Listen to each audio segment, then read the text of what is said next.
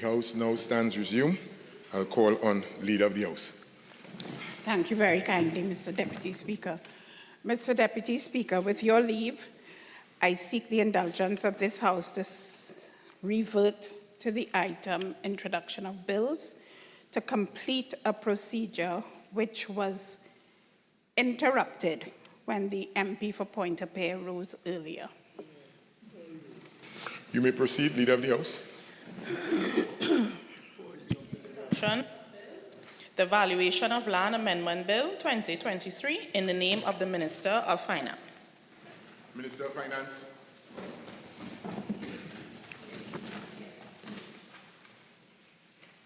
Mr. Deputy Speaker, in accordance with Standing Order 64-1B, I beg to move that the next stage of the Valuation of Land Amendment Bill 2023 be taken forthwith.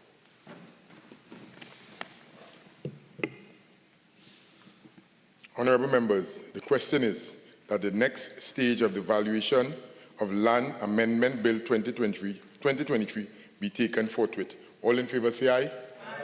Any against? The ayes have it. Minister of Finance.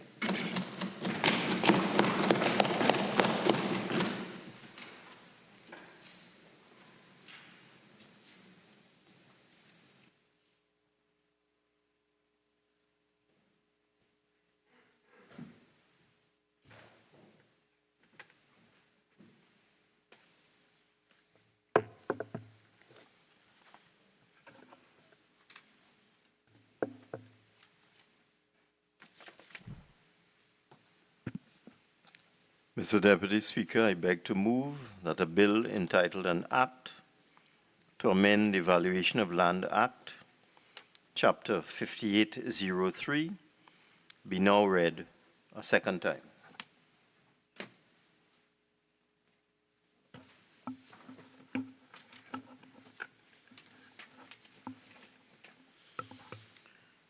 The bill before the House, Mr. Deputy Speaker, has just 5 clauses.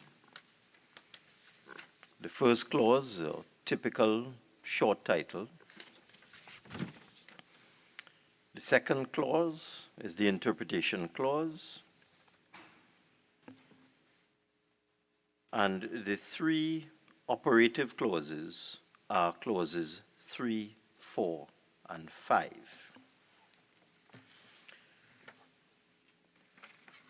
Clause 3 is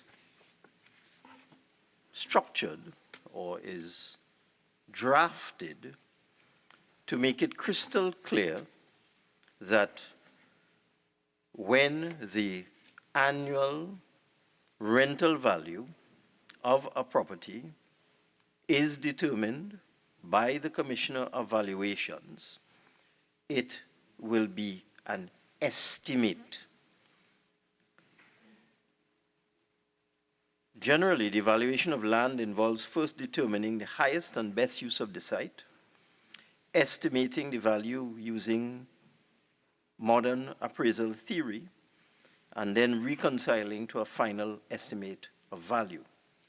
For this reason, it is felt to avoid any attack on the legislation that the definition of annual rental value should be amended to include the words an estimate of before the words annual rent.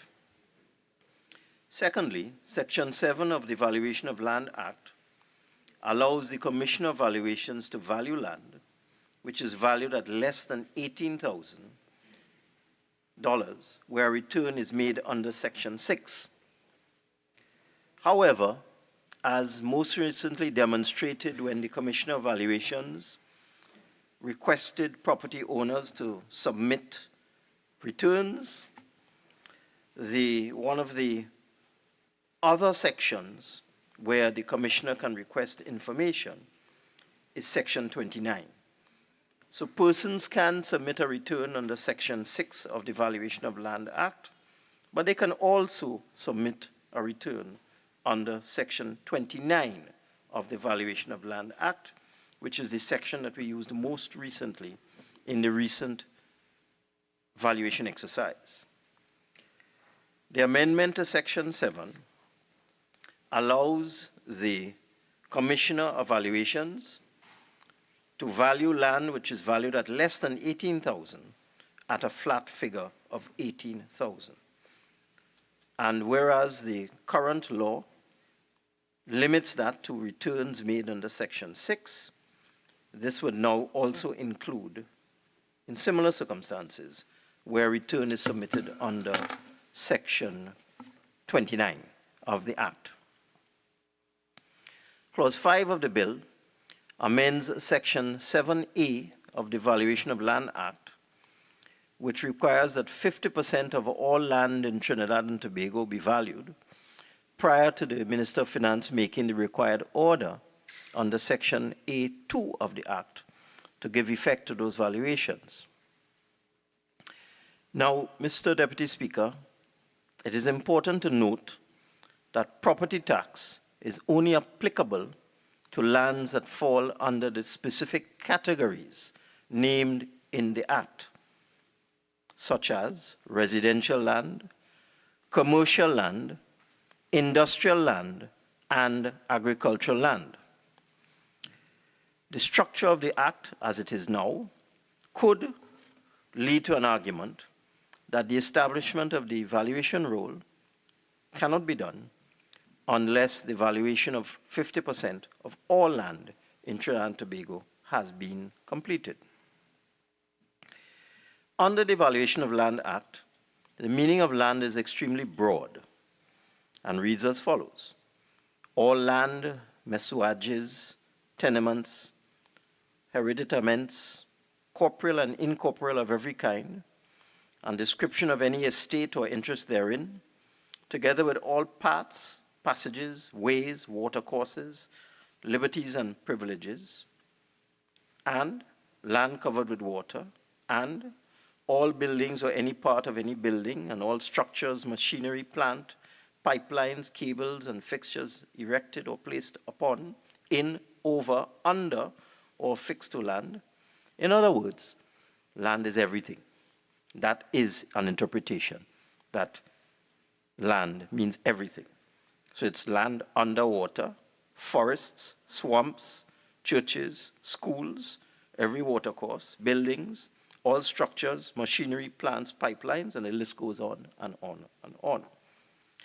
Valuing 50% of all land will therefore be very difficult unless we undertake the task of valuing the forests in Trinidad and Tobago, which in fact take up almost 50% of the land space. In order to deal with this nuance, and again to avoid attacks on the exercise that we have embarked upon, it is proposed that the threshold of 50% required for the Commissioner of Valuations to create the valuation role and forward the role to the Minister be meant to include the singular. In other words, the Commissioner of Valuations would, in this amendment, be able to value 50% of residential land, or 50% of commercial land, or 50% of industrial land, or 50% of agricultural land. And when the valuations in the various categories have been completed to the threshold of 50%, the Commissioner can then proceed to create the valuation role and send that to the Minister for continuation of the process. And it reads as follows, the amendment that we are seeking to make. Section 7A is repealed, and the following new section is substituted. 7A1. Where the Commissioner is of the view that more than 50% of any, and any is the operative word here, of the following categories of land: A, residential land; B, commercial land; C, industrial land; D, agricultural land in Trinidad and Tobago have been valued, and that the valuation should take effect, he shall notify the minister in writing. And 2, within 14 days of receipt by the minister of the advice that the singular, in other words, any one of these 4, or several categories of the land, valuations notified under subsection 1, should take effect, the minister may by order declare that the valuations are in effect. So it's a 2-stage process. The commissioner does her work, values 50% of any of the following categories of land: residential, commercial, industrial, or agricultural, notifies the minister, and within 14 days, the minister makes an order to declare that the valuations in that particular valuation role, or those particular valuation roles, if there is more than one that has reached the 50%, shall take effect. Now, Mr. Speaker, Mr. Deputy Speaker, I want to reiterate again that new properties are constructed every day, so that it is impossible to achieve a 100% valuation of all properties at any given time. I want to repeat that. New properties are constructed every day, and therefore it is impossible to achieve 100% valuation of all properties at any given time. I'm advised, Mr. Deputy Speaker, that the records show that in the history of Trinidad and Tobago, there has never been a complete valuation role created under the Valuation of Land Act. There has never been a 100% valuation role. In other words, a valuation role that captured every single property in Trinidad and Tobago. It has never happened, even though the Valuation of Land Act dates back to 1969, which is over 50 years ago. I'm also advised there's never been a proper or complete valuation rule completed for properties in Trinidad and Tobago under the Act. And therefore, the task that the Valuation Division has been engaged in for the last several years is a mammoth task, extremely difficult task. And I want to commend and congratulate the staff in that division, the Commission of Valuations herself, for taking on such a mammoth task. And I will explain how significant that task is in due course. But I would also like to reiterate why we are doing this. When the Land and Building Taxes Act was repealed, at that time, prior to that, the tax yielded in excess of $100 million per year. So 2008 and so on, the government was in receipt of over $100 million per year from land and building taxes. The waiver or deferral of this tax over the last 14 years, yes, 14 years, Mr. Deputy Speaker, there has been no land and building tax collected in this country for 14 years, has meant that the Treasury has foregone, if you use the lowest level, in excess of $1.4 billion in revenue if the original Land and Building Taxes Act and Municipal Corporations Act had remained intact and in place.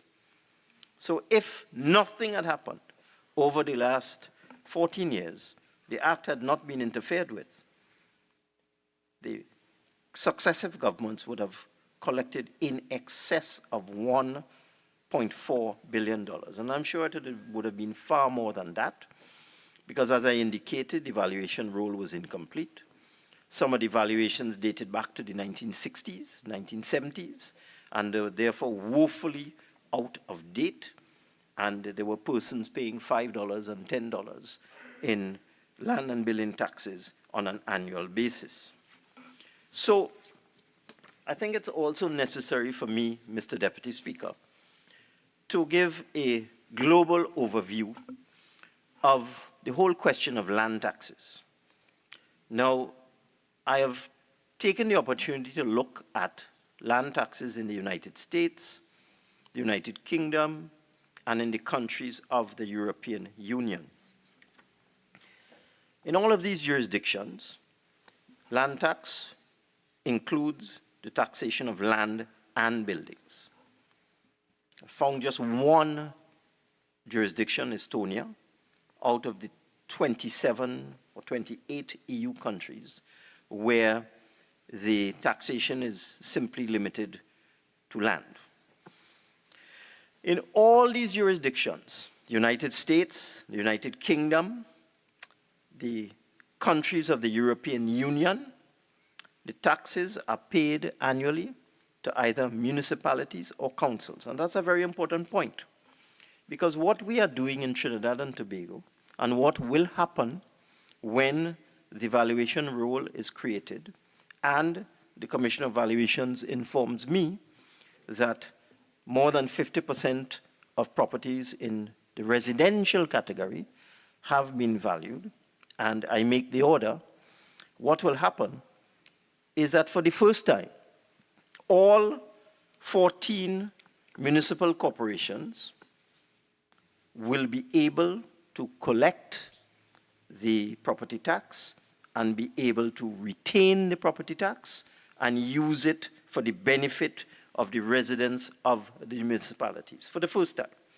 In the past, there were just some of the municipalities, for example, the Port of Spain City Corporation, that collected taxes of this nature.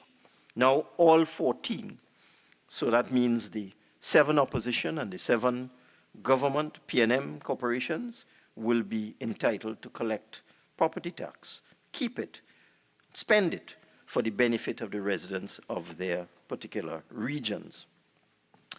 Now, this is a very important component of the decentralization of fiscal revenues. It is a very important component of the devolution of authority to local bodies.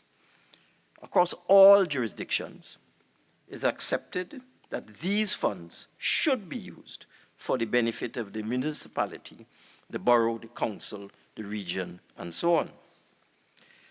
In the UK, the approach is that an annual payment, it's called a council tax, is made by the owner of the property, which is based on the market value of the property, quite different to what we are doing.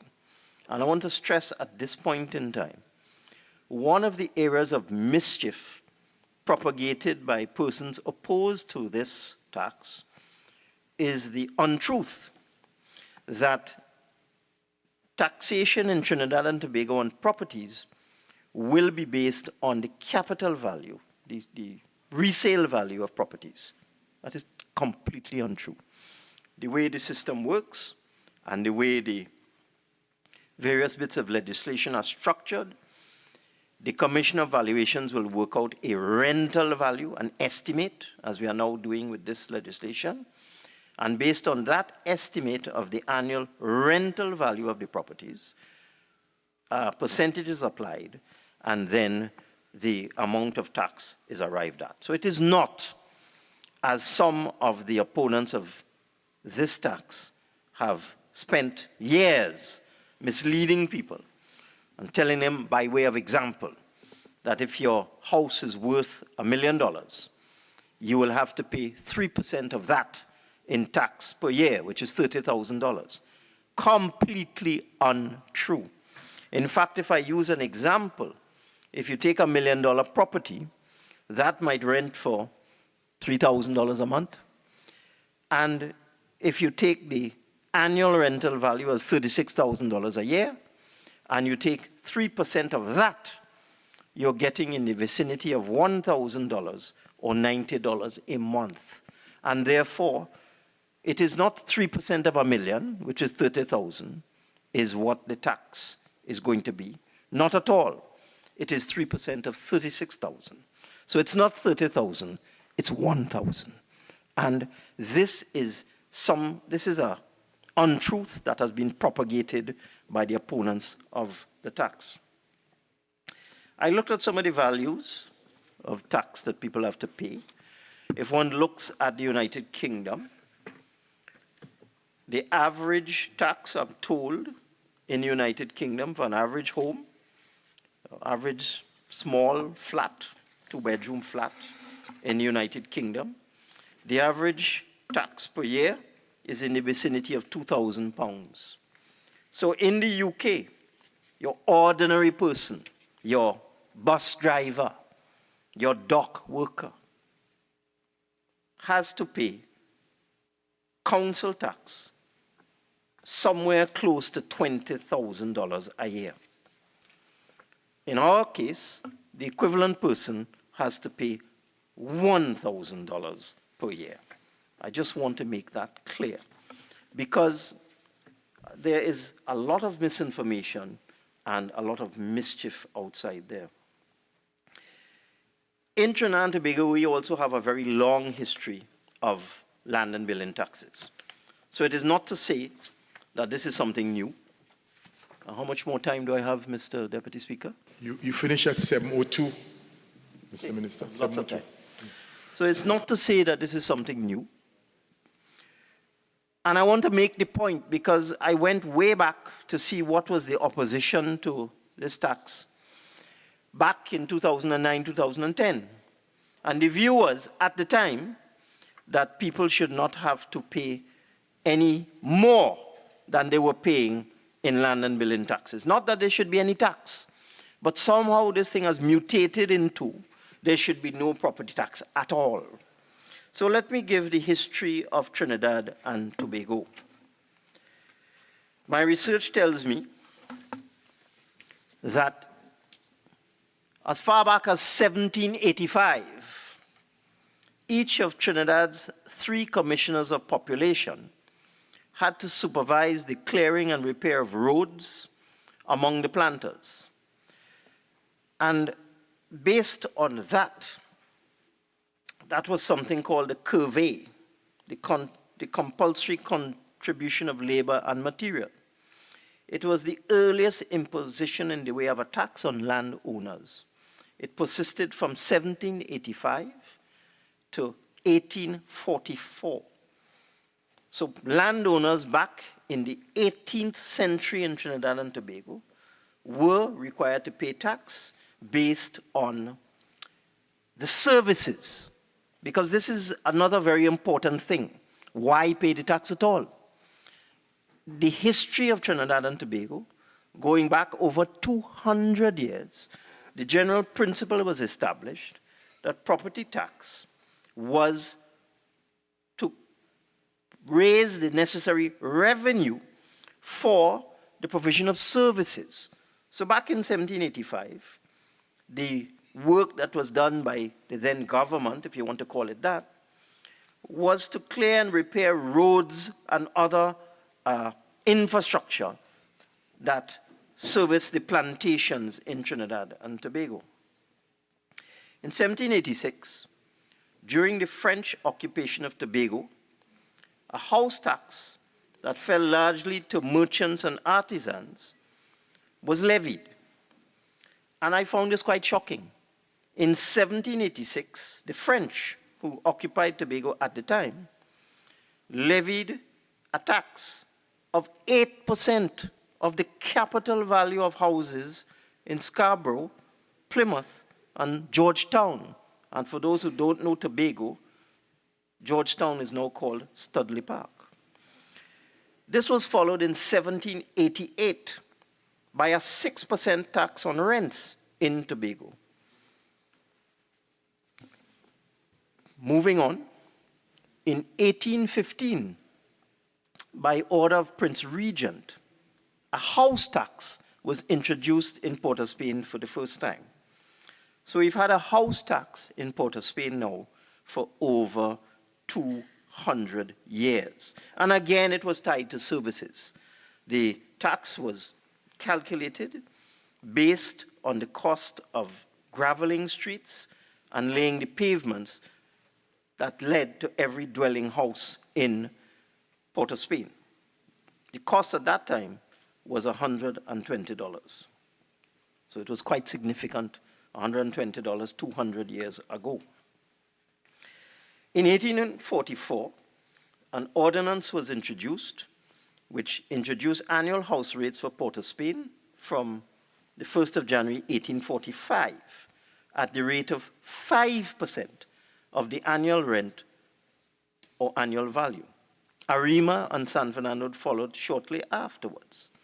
Ordinance number 9 of 1849 levied taxes on lands and buildings outside of the municipal areas. So you had Arima, San Fernando, Port of Spain, where property owners were taxed to the extent of 5% of the annual rent as far back as 1845. In 1851, Lord Harris used a tax called ward rates to fund primary education in ward schools. In 1905, the Belmont Improvement Ordinance number 38 of 1905 provided for the cost of new bridges and streets in Belmont. So I'm giving this history, Mr. Deputy Speaker, so that members will understand that we have had a history in this country for over 200 years of linking land and building tax, property tax, whatever you want to call it, to the provision of services by the local government bodies. So in 1905, in Belmont, an ordinance provided for the costs of new bridges and streets. The government contributed half, the town commissioners 1/4, because in those days the town commissioners were the landed gentry, and the householders the remainder by way of an improvement rate of 2% on the annual rateable value of their houses. Shortly after that, various other parts of the country followed. Fast forwarding to the future, or to the present time, sorry, not to the future, under Part 5 of the Municipal Corporations Act, Chaguanas and Point Fortin became taxing authorities. Prior to that, it was simply Port of Spain and San Fernando. So I've given some of this history, Mr. Deputy Speaker, so people will understand that the history of land and building taxes and property taxation in Trinidad and Tobago is over 200 years. And therefore, what we are doing is no different to what has occurred before. When you look at the rates that were charged 200 years ago, they were in fact higher, 5% and 8% of the rental value, and so on. I took the opportunity also, Mr. Deputy Speaker, to take a look at what happens in the rest of the region. And I'm reading from a report produced by the Economic Commission of Latin America and the Caribbean called Options for Retooling Property Tax in Latin America.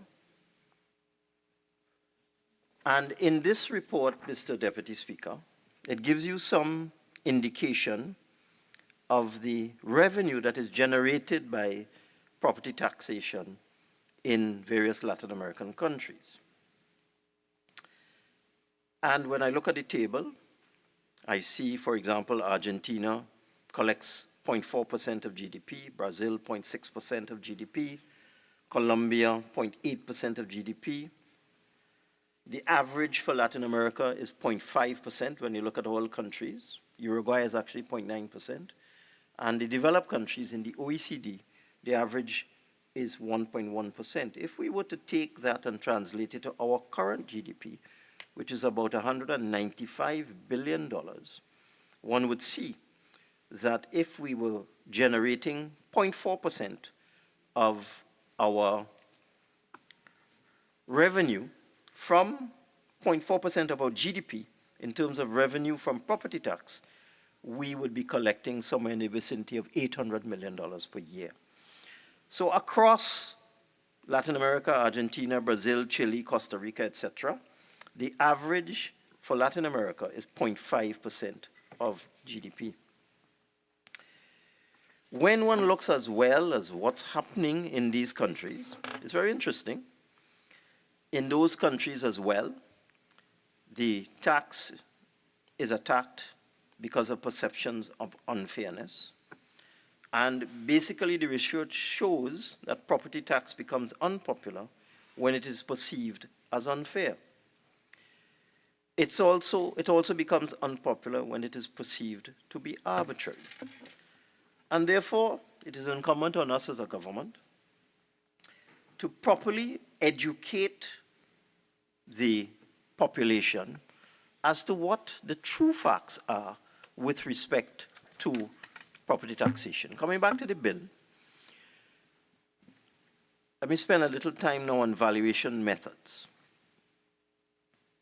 Now, there is no one simple way of valuing a property. A valuation method is intended, as the bill makes clear, because you're making that amendment, to provide an estimate of market value, the annual rental value. In any such situation, the valuer has to look at the market. The valuer has to look at the condition of the property. The valuer has to look at its location, has to look at its topography. And looking at all these factors, the valuer will arrive at a particular value for the rental value. Now, there are some people who will say, and this is a worldwide phenomenon, how can you estimate the rental value of my property when I'm not renting my property? In other words, I'm not paying rent, I own it. I'm not renting it to anybody. So how could you tell me what the rental value is? So there's an easy answer to that. Because clearly, when a valuer, the Commission of Valuations, is going into a particular neighborhood or district, there will be properties that are rented. There will also be national indicators. And it is quite easy for the valuer to determine what the rental value of a house would be, or an apartment, if it were rented. There are very few areas in Trinidad and Tobago where there is no evidence whatsoever of what the rental of that class of property would be. I dare say none. Because quite a large proportion of our population lives in rented accommodation. And the proof of that is the number of applications before the Housing Development Corporation. We hear all sorts of numbers, but I'm certain we all agree that every government has said that the number of applications for housing before the Housing Development Corporation exceed 100,000. I can speak for myself as a member of Parliament. I am aware that many of my constituents are in rented property. And therefore, it is not at all difficult using international standards, using local data, using actual evidence of rental of similar properties in a particular location for the Commission of Valuations to arrive at an estimate of rent. It is also quite simple for the Valuation Division as well to do what is called computer-assisted mass appraisal. So you would have areas where the vast majority of houses would all be the same. And therefore, it's quite easy in a situation like that, particularly in government housing projects, very easy for the Valuation Division to do a mass valuation of hundreds and thousands or thousands of houses, as the case may be. That's also possible as well in other areas which may not have been developed by the government. I said previously that your typical property tax, that your typical ordinary blue-collar worker in the United Kingdom would have to pay per year is at least £2,000, close to $20,000 a year.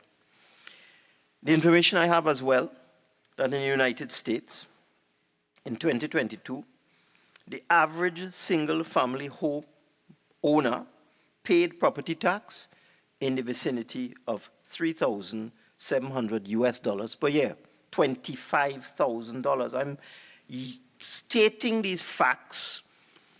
If you live in the United Kingdom, you'd pay the equivalent of almost 20,000 Trinidad dollars per year in property tax. If you live in the United States, you could pay as much as $25,000 per year in property tax. In Trinidad and Tobago, as I've said, we expect at the lower level persons to pay somewhere in the vicinity of $1,000, $1,200, figures like that. So that our tax is not as draconian as some persons would like us to believe. The other point I wish to make is that we need to get on with this. Because for far too long, we have been talking, we just had a debate about the ineffectiveness of the local government bodies, about the fact that local government bodies are starved for funds. But what certain persons in this parliament like to do is to speak out of both sides of their mouth. So on the one hand, they complain that local government bodies are starved of funds, and on the other hand, they object to a system which will generate funds directly for the use, retention, and spending by local government corporations for the very goods and services that the residents in those regions require. So we need to get on. We firmly believe that this is the right thing to do.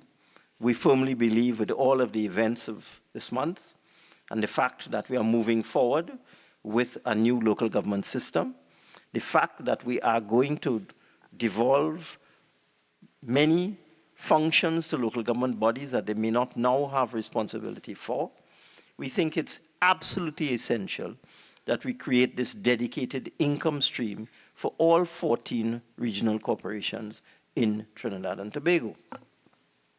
I can give an update on where we are in terms of valuations.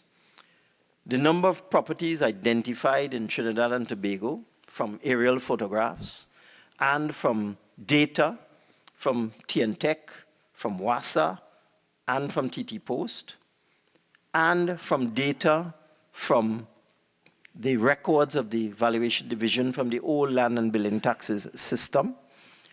Based on all available data, the number of properties in Trinidad and Tobago is estimated at approximately 600,000. Using data from TNTech recently acquired, the GIS specialist has informed that approximately 400,000 of the 600,000 properties that are connected to electricity were identified as being residential. And that is based on TNTech's categorization in terms of the type of meter that would be on these properties, the actual physical essence of the property. TNTech has identified from its database that of the approximate 600,000 properties in Trinidad and Tobago, approximately 400,000 are residential. 49,000 are commercial, 3,000 are industrial, and the rest would fall into agricultural and other categories. In terms of the digitization of the outline of buildings on land, because the Valuation Division has done a tremendous amount of work in terms of digitizing the building outlines of these 600,000 properties. So far, the Valuation Division has digitized 536,876 properties in Trinidad, 33,665 properties in Tobago, for a total digitization of the outlines of buildings in Trinidad and Tobago of 570,541. Giving some history, we've been at this process now for quite a while. We've faced all sorts of court challenges and efforts by persons who are opposed to this to stop the process or at least slow it down. But I'm happy to say that in the last exercise to acquire information on properties, we were able to acquire a total of information on a total of 186,000 properties, of which 134,000 were residential, added to, and this is in the 2021 to 2022 exercise, added to records already in place from the 2017 exercise and other records, this is the following situation. In terms of residential properties, the Valuation Division has advised me that quite some time ago, they have exceeded the 50% threshold for residential properties. The current number of residential properties, I'm advised, which are ready for the roll. They have been inspected, they have been examined, they have been viewed, they have been analyzed. At this time, 232,000 residential properties have been valued and are ready for the roll. This is clearly more than 50% of the residential properties in Trinidad and Tobago. And therefore, Mr. Deputy Speaker, when this legislation is passed, and there will be no more ambiguity as to whether the 50% would include categories of land like swamp and forest and land under water and all that sort of thing, when it now becomes crystal clear that it is 50% in each category, having reached 232,000 properties in the residential category, and that being more than 50%, I am satisfied that within the next month or so, the Commission of Valuations will be able to produce for me, perhaps before that, the valuation roll for these 232,000 residential properties. After the valuation roll is produced to me, and I make the necessary order declaring that the valuation roll has been created, that roll is then sent to the Board of Inland Revenue, where the percentages in the Property Tax Act would be applied. And as I said, it is 3% of the rental value, so that taking the typical property I mentioned, the one at the lower level, that would rent for maybe $3,000 a month, the Board of Inland Revenue would then call upon the owners of those properties at that level to pay a tax of $1,000 per year, $90 a month. Of course, as the values go up, you know, there would be wealthy persons whose properties would be valued at $10,000 a month in rental value. And of course, they would pay more. If I take somebody living in Fairways, Valsine, Palm East, wherever, in a wealthier area where a property might rent for $10,000 a month, $120,000 a year, the property tax would be 3% of that, which would be 4,600 TT dollars per year for somebody living in one of the more upper class and wealthy areas. And again, in that case, if the rental value has been estimated at $10,000 and the tax is $4,600 or $4,800 as the case may be, that's still 1/4 of what it would be if you're living in England or if you're living in the United States in a much smaller unit. But the main focus here of my presentation today, Mr. Deputy Speaker, is that this type of tax is used all over the world in more than 150 countries of the world to provide an income stream for local government bodies. That's what it's used for. It's not used for the federal government or for the national government in any one of these 150 countries. So, Deputy Speaker, what's going on? Remember, you have 2 more minutes. I'm nearly done, but I don't know why Overso making a set of noise. So, Mr. Deputy Speaker, I want to reinforce that all over the world, land and building tax and property tax is dedicated for the use of local government bodies for the provision of goods and services for the residents of these local areas. And therefore, what we are doing in Trinidad and Tobago is finally bringing Trinidad and Tobago into the modern era, finally creating a dedicated income stream for municipal corporations, no matter which political party is in charge, finally providing local government bodies with the funding that they require. I beg to move, Mr. Deputy Speaker.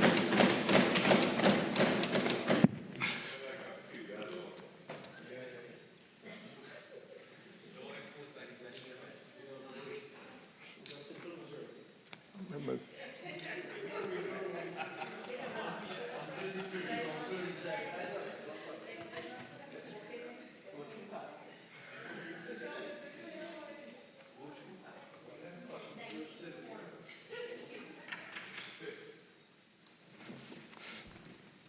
Honourable members, the question is that a bill entitled An Act to Amend the Valuation of Land Act, Chapter 5803, be now read a second time.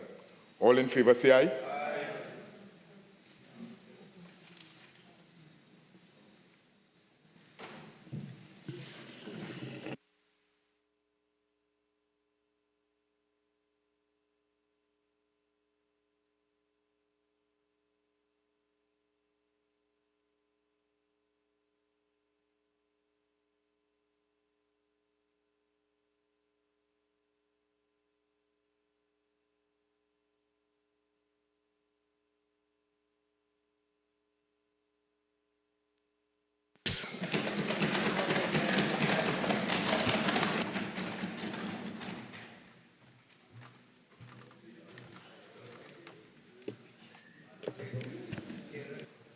Thank you, Mr. Deputy Speaker, for the opportunity to present today the opposition viewpoint on this Valuation of Land Amendment Bill 2023.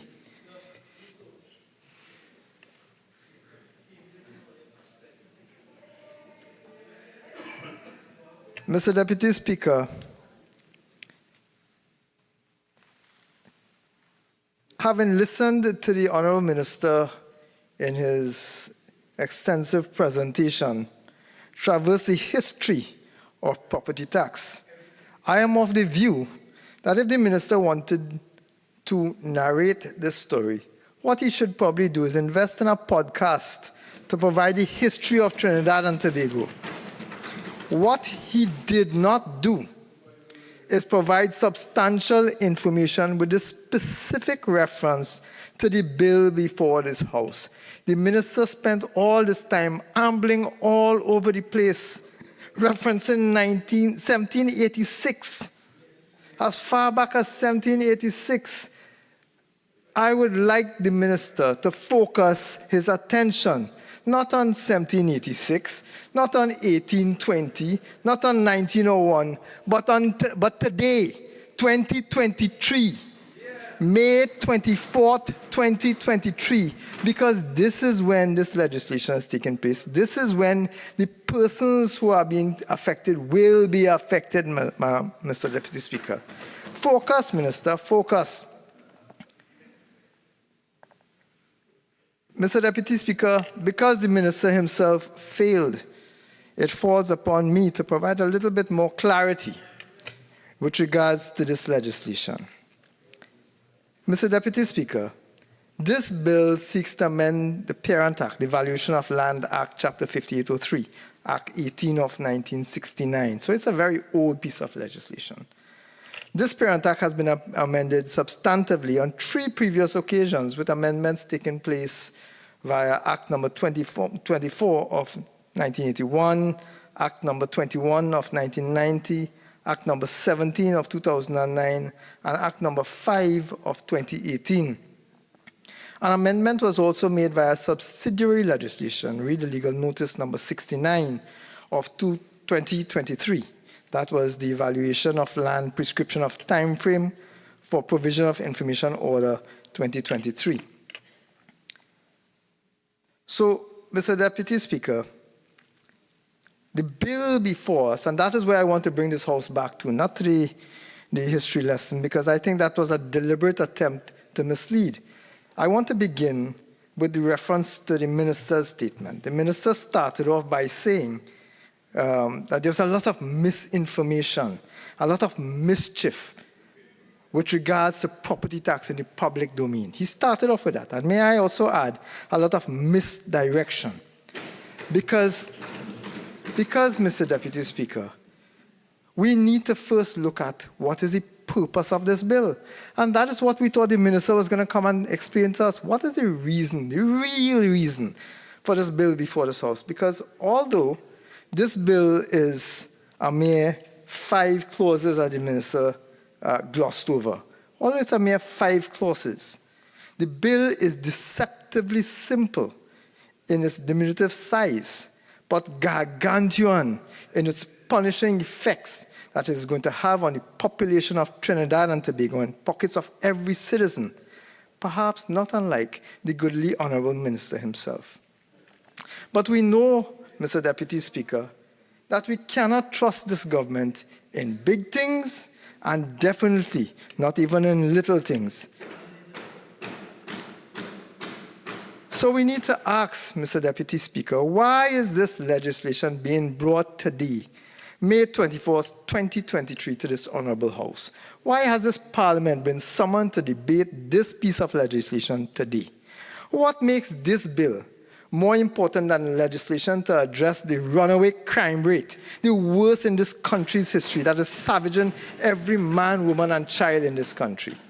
What makes this bill, the Valuation of Land Amendment Bill 2023, what makes this bill more critical than the Minister of Finance taking action to take Trinidad and Tobago off the blacklist, the EU blacklist? What makes this bill more important, Mr. Deputy Speaker, than actions to deal with falling investor confidence in Trinidad and Tobago since 2015?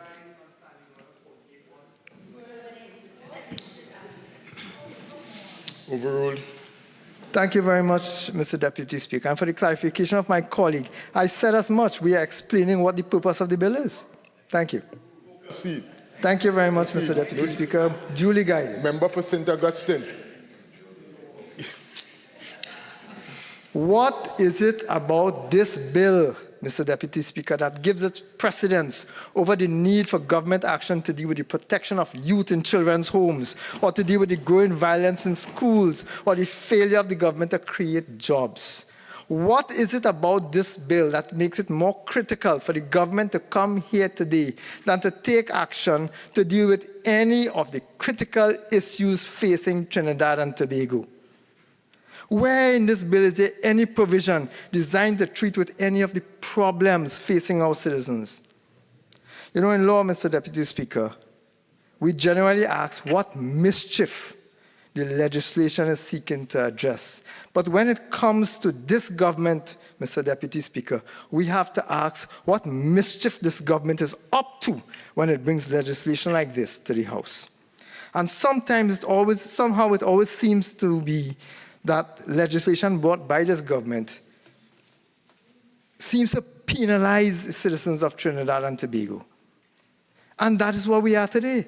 So why is this bill before us, Mr. Deputy Speaker? I will provide the answers for all of that. Simply, this 5-clause bill brought by the Honorable Minister, in which he spent 10 minutes to focus on, this 5-clause bill seeks to expedite the implementation of property tax on all properties in Trinidad and Tobago, residential, commercial, agricultural, and industrial. And why is that? Why is he suddenly bringing this legislation? Why the rush? According to the estimates of revenue 2023, provided by the Honorable Minister in this very same House, the government expected total revenue to be at around $53.4 billion in fiscal 2022. Of this figure, the government expected that, based on the legislation as it exists now, that it would have received $50 million from property tax if implemented as promised by the minister during the current fiscal year.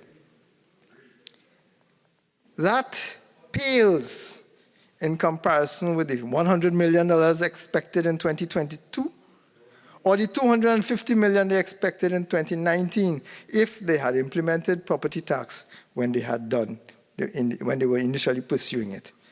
In all of those years, nothing was done, nothing was collected because the relevant requirements for the implementation of property tax was not put in place. So far, despite several attempts and false starts by the government to implement property tax, including illegal action, which we in the UNC had to take them to court to block, Minister Imbert and his colleagues have not been able to collect 1 red cent from property tax.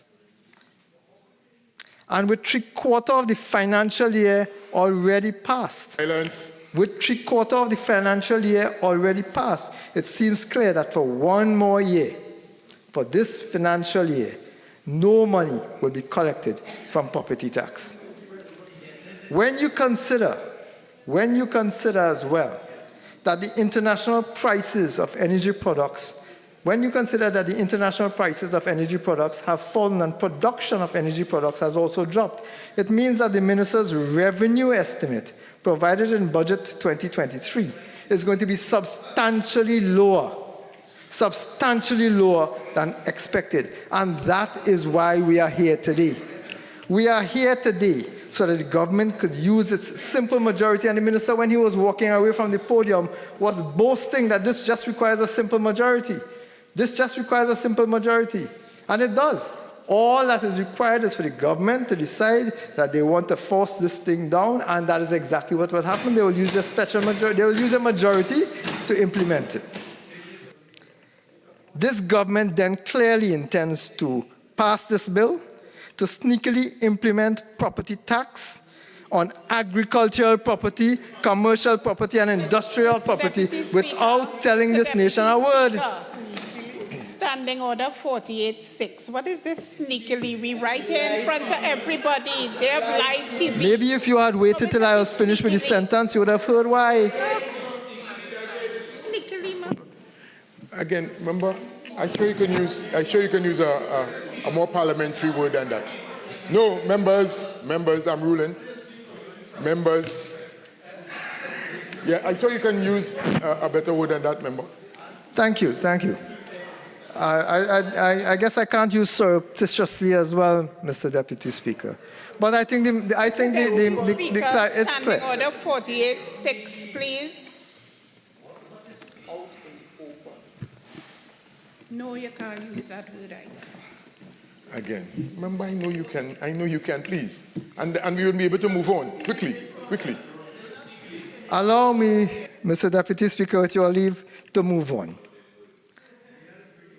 The purpose for the bill here today, the purpose for this legislation, is because of the minister's failure. Speaker, Standing Order 48-6, Mr. Deputy Speaker, the member used another word and he has not withdrawn it. You think I'm stupid to say the other word? Oh, members. Yes, again, members. So again, let's retract it and you can just move on. I think you didn't. Thank you, Honourable Member, Honourable Sir. I hereby retract the use of the word that seems to have offended you, ma'am. Proceed. And I move on. What this government has brought members of parliament to this chamber here today to do is to prop up the incompetence, mismanagement, and complete lack of vision of the Minister of Finance, the member for Diego Martin Northeast, and his entire government. I trust that none of those words offend the ears of those opposite, because it clearly offends the population of Trinidad and Tobago that is the kind of language that must be used when referencing the Minister of Finance. This is the reason for this bill, Mr. Deputy Speaker. Having failed to develop new revenue sources for yet another year, having failed to create an enabling environment for investment, having failed to focus and generate economic transformation and national development, the Minister of Finance has reverted to the only policy that he knows: tax, tax, tax. And that is why, for the majority of his presentation today, all the minister could speak about is tax, tax, tax. The minister in his reference spoke about taxation from all the years gone previously and referenced other countries that have property tax. I recall that he referenced the United States, taxation in the United Kingdom. He spoke about $20,000 equivalent that people in Trinidad would have had to pay if they were same were being applied, and $23,000 in the United Kingdom. There's a huge difference between those countries and Trinidad and Tobago. You know what the huge difference is, Mr. Deputy Speaker? The People's National Movement. Under the People's National Movement, we pay for services but do not get it.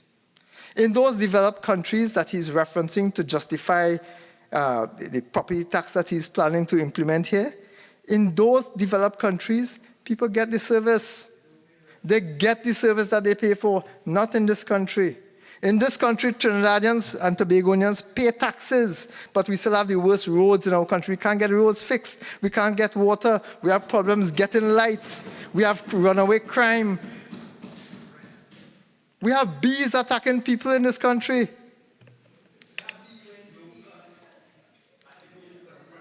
I expect that the honourable member can join the debate when he so feels fit, and I would not be distracted by his rambling and rumblings. Mr. Deputy Speaker, this bill seeks to amend the parent legislation materially in 3 ways, and I will deal with them individually. Clause 3 seeks to amend the definition of annual rental value to include the words "an estimate of" after the word "means," so that the new clause, when amended, will read, and I quote, "Annual rental value means an estimate of the annual rent which particular land is likely to attract having regard to the purpose for which the land is actually used, occupied, or tenanted, or where it is not actually used, occupied, or tenanted, having regard to the purpose for which it is reasonably suitable," end quote. 3 new words, Mr. Deputy Speaker, 3 new words, a total of 11 letters. An estimate of. That's the size of the amendment. But let me tell you what that does. The intention of the amendment, as specified even by the Honourable Minister himself in his presentation, is to clarify beyond a shadow of a doubt, to cement into the legislation and to reinforce this government's commitment to taxing citizens into poverty using the concept of fake income on which to base their taxation. Fake income, Mr. Deputy Speaker. And that is particularly true of residential properties. Somebody, somewhere, paid by taxpayers, Mr. Deputy Speaker, have to create this fictitious income that a home can theoretically generate, and then on the basis of that, come up with an estimate of, the words of clause 3, the annual rent, whether the property is rented or not, occupied or not, used or not. The Honourable Minister used an example, and I want to refer him back to his own example. He spoke about a lower income level, a lower classification, and referred to somebody whose property would be valued at around $3,000 a month. On the basis of that, he says that the annual fee that will be required to be paid on the property tax if this legislation goes through and is implemented would be about $1,000. On the face of it, that sounds like a negligible figure. It sounds like it is not substantial, and the minister and any ministers behind will divide it by 365 and come to the population and say, it's a minuscule amount. It's just $3 or so odd per day, minuscule amount. But that is based on a false concept of rental value. It is based on a false calculation. It is based on the assumption that your property is generating an income. And there's something fundamentally flawed with that. I understand that the Member of Parliament for San Fernando East does not understand economics, so allow me to break it down for him. Allow me to break it down for him. Member. Allow me to break it down for him. It does not matter. Again, direct. Mr. Deputy Speaker, allow me. So I have a property, I have a house in which I reside. The Honourable Minister will come now under this legislation and determine that my home can now be rented out for, let's say, $10,000 per month, which works out about $120,000 per year. And on the basis of that, on the basis of his calculation of what my home could be rented out from, they are implementing a property tax that I must now pay on that. So the minister came, stood on the opposite side to me, and spoke about people are saying that it's the capital value. It is only the minister that is saying anything about capital value. The Honourable Minister, who referenced capital value as one of the things that people are misinforming, it's only him. The problem is not the capital value. The problem is the method of calculation, the theory. So in my example, in my home, if he estimates that $10,000 per month is what it is, my home could be rented out for, and therefore it's $120,000 a year, then the tax will be based on 3% of that. But 3% of that proposed income. But my home is not generating any income, Mr. Deputy Speaker. There's no income being generated there. So on what basis is the minister claiming it's fake income? Members, again, each member will have the opportunity to enter the debate. I'm recognizing Urupuch West at this time. Thank you very much for your protection, Honourable Sir. The minister was not comfortable with the legislation as it exists now, because the phrase, the annual rent which a particular land is likely to attract, is not sufficiently clear and could be challenged, as he needed to emphasize the arbitrariness of an estimate of. The minister claimed that at least $1.4 billion in property tax was not collected over the last 14 years. At least that, it could have been substantially more. But that was not based on fake income. That was not based on a construed what if. And the legislation is very clear. The legislation is very clear, the existing legislation and the amended legislation. Whether the land is actually used, occupied, or tenanted, or where it is not actually used, occupied, or tenanted, having regard to the purpose for which it is reasonably suitable. My home, Honourable Member, Honourable Deputy Speaker, is a residence. It is not a rental property. It is not generating income, and therefore the basic tenets on which this whole property tax is based is wrong in principle, it is unjust, it is unethical, and it is probably illegal, as we will find out in due course, Mr. Deputy Speaker. And only the PNM could do this. Only the PNM could put a real tax on fake income and then threaten me with court and jail if I do not pay their tax on fake income. Yeah, your last couple lines, member, again. Your last couple lines. Sure. If you track your last couple lines and move on, please. I absolutely retract. I absolutely retract. I absolutely retract, and allow me to rephrase. Only this government could implement a tax on income that does not exist and threaten, as it is in the law, threaten court and jail if the persons who are residents, tenanted, or in possession do not pay the tax, whether their properties are rented or not rented.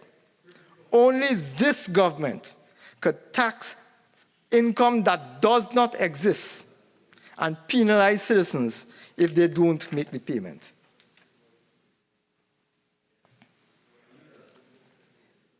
I want to touch as well on another issue that was raised by the Honourable Minister and was also raised in a previous debate, and to which the Minister also referenced.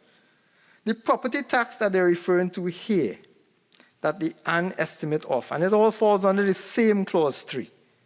The property tax being referenced here, the Minister is stating, it's like everywhere else in the world. It is going to be, well, he referenced feudal. I don't know where he get these things from. But the Minister lives in his own palace and his own, somewhere in the clouds. But the property tax is going to be used by local government bodies. Well, that's in the legislation. His repeating of that was not necessary, but that's in the legislation. They make a big issue about this, as if suddenly local government bodies are going to get so much more. Today, I would like to get the Minister's agreement in his wind-up to make it very clear. And I want to use an example just for the clarification. If a ministry, if a local government body, this is Paria Regional Corporation, currently gets $100 million in allocation, whatever the figure is. And next year, when they put this property tax in place, $20 million is received in property tax. That is then going to be used by the regional corporation. I want the Minister to say clearly that this government will not deduct the property tax value from the estimate allocation, so that it is not going to be a way of balancing it off. The property tax is going to be on top of whatever the allocation is now, and not a deception, to ensure that the same allocation is being provided to the regional corporations. I want to make it very clear, the Honourable Leader of the Opposition has said it before and repeat it again. We in this opposition maintain that this property tax, as defined, as described, as calculated, and on the basis of which is calculated, and on the basis of which it is done, and the procedure with which it is being implemented, is illogical, unethical, unfair, punitive, and very possibly illegal. Mr. Deputy Speaker, I move on. Clause 4 of the amendment, the proposed amendment, seeks to amend Section 7. It's a new section as per 2018 Amendment Act, to add the words or 29 after the word 6 as shown below. Mr. Deputy Speaker, again, a very small amendment. 4, 2 letters, 2 numbers, very small amendment. The new Section 7 will now read, where the owner of land in Trinidad and Tobago makes a return of land under Section 6, and now we are adding or 29, and the Commissioner is of the opinion on the basis of that return that the land carries an annual rental value of less than $18,000, he shall record the annual rental value as $18,000. So what that basically does is ensure that however you are in possession of the land, whether you are a landowner, an occupier, a tenant, and however the information comes to the Commissioner of Valuation, whether you file your regular returns as requested by the law under Section 6, or whether the Commissioner asks for additional information under 29, however it is that the information is presented to the Commissioner. The Commissioner decides that if your land has the potential, not real value, has the potential, if it were used for whatever purpose the Commissioner of Valuation conceives it to have been, even if it is not being used for that purpose, and the annual rental value now is $18,000 or less, the Legislation allows now for the commissioner to value that property as $18,000. Mr. Deputy Speaker, that is the weirdest thing possible. That is the weirdest thing. Well, anyway, Mr. Deputy Speaker, let me focus. The noise in the background is just that, noise, irrelevant and ridiculous. What this legislation is telling us, amended as it is, what this legislation is telling us is that we'll go through an entire process of estimates and valuations, including the estimate that the minister himself used of $3,000. And where an entity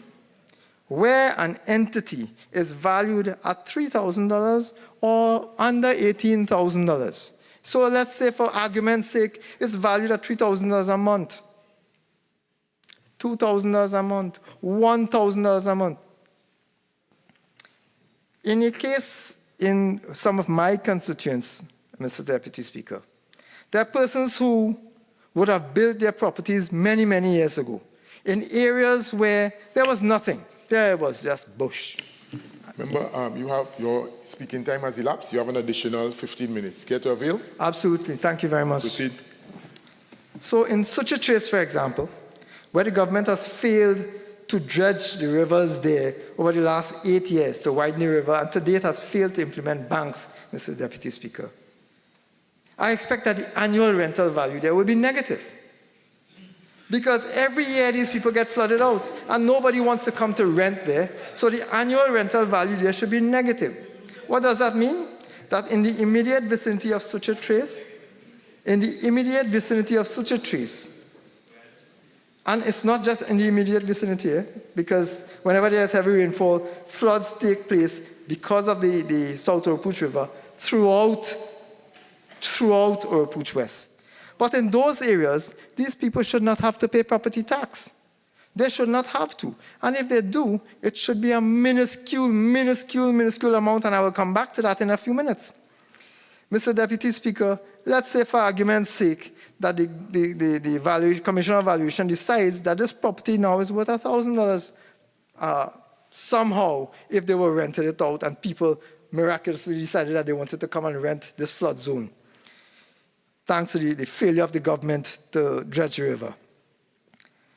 What happens then?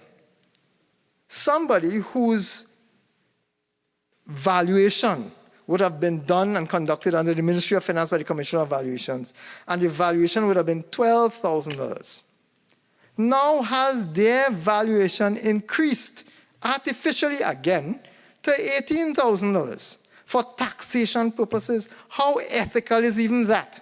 When you know that based on what the minister says, substantial amount of information has come, and the ministry will know, and the Commissioner of Valuations will know that the real, well, it's not a real value, but the estimated value, if the property was used for renting, would have been substantially less than $18,000. You have the figure. Why then are they coming to raise it?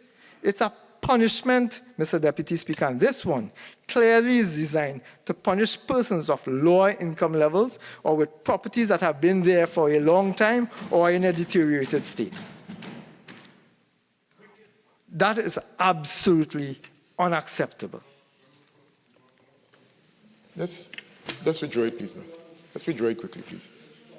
Let's withdraw it. I withdraw, Deputy Speaker.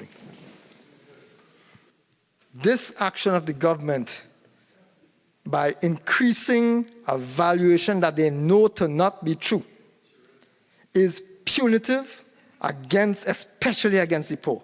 They are already charging people an income tax for income they are not receiving. To now raise it higher than the actual figures that they would have come up with is unethical. That is absolutely wrong. This measure made absolutely no sense when it was initially proposed by this government, and widening its applicability based on Clause 4 makes it even less sensible. Under different circumstances, Mr. Deputy Speaker, I would have appealed for this government to make properties valued under 18,000 or 36,000 per year, free from income tax, or for a rebate of some sort or concession of some sort to be made. But I maintain that this legislation is based on a poor foundation. And as such, I call on the minister, it's never too late, to scrap the entire property tax legislation today. Scrap it. It is punitive, it is illogical, it is unjust, and as I said, it is possibly illegal. And while I am at this, Mr. Deputy Speaker, I want to also focus that the government itself has been punishing citizens and undermining the value, the real value of people's properties when they fail to clear rivers, when they fail to clear drains, and we experience flooding. What that does is reduce the value of property. When they do not deal with crime, that creates hotspots. Well, Trinidad and Tobago is now an official hotspot. That reduces the value of people's property. It reduces the value of people's homes. When they fail to create jobs, that creates a situation where people can no longer maintain their homes. It reduces the value of people's property. So that by the government's failure, what they are doing is punishing people and deteriorating and destroying and damaging and essentially creating a situation where people's assets, their property, is undervalued and depreciated. Thank you very much. And their value has depreciated substantially. And when you drive around Trinidad and Tobago, you see this. You see many, many, many, many homes right now which are in a poor state of disarray. It is easy to predict, too, that when you now take all of this bunch and throw persons under the 18,000... Honorable, 1 second. Leader of the House. Thank you very kindly, Mr. Deputy Speaker. Mr. Deputy Speaker, in accordance with Standing Order 15.5, I beg to move that the House continue to sit until the conclusion of the matters before it.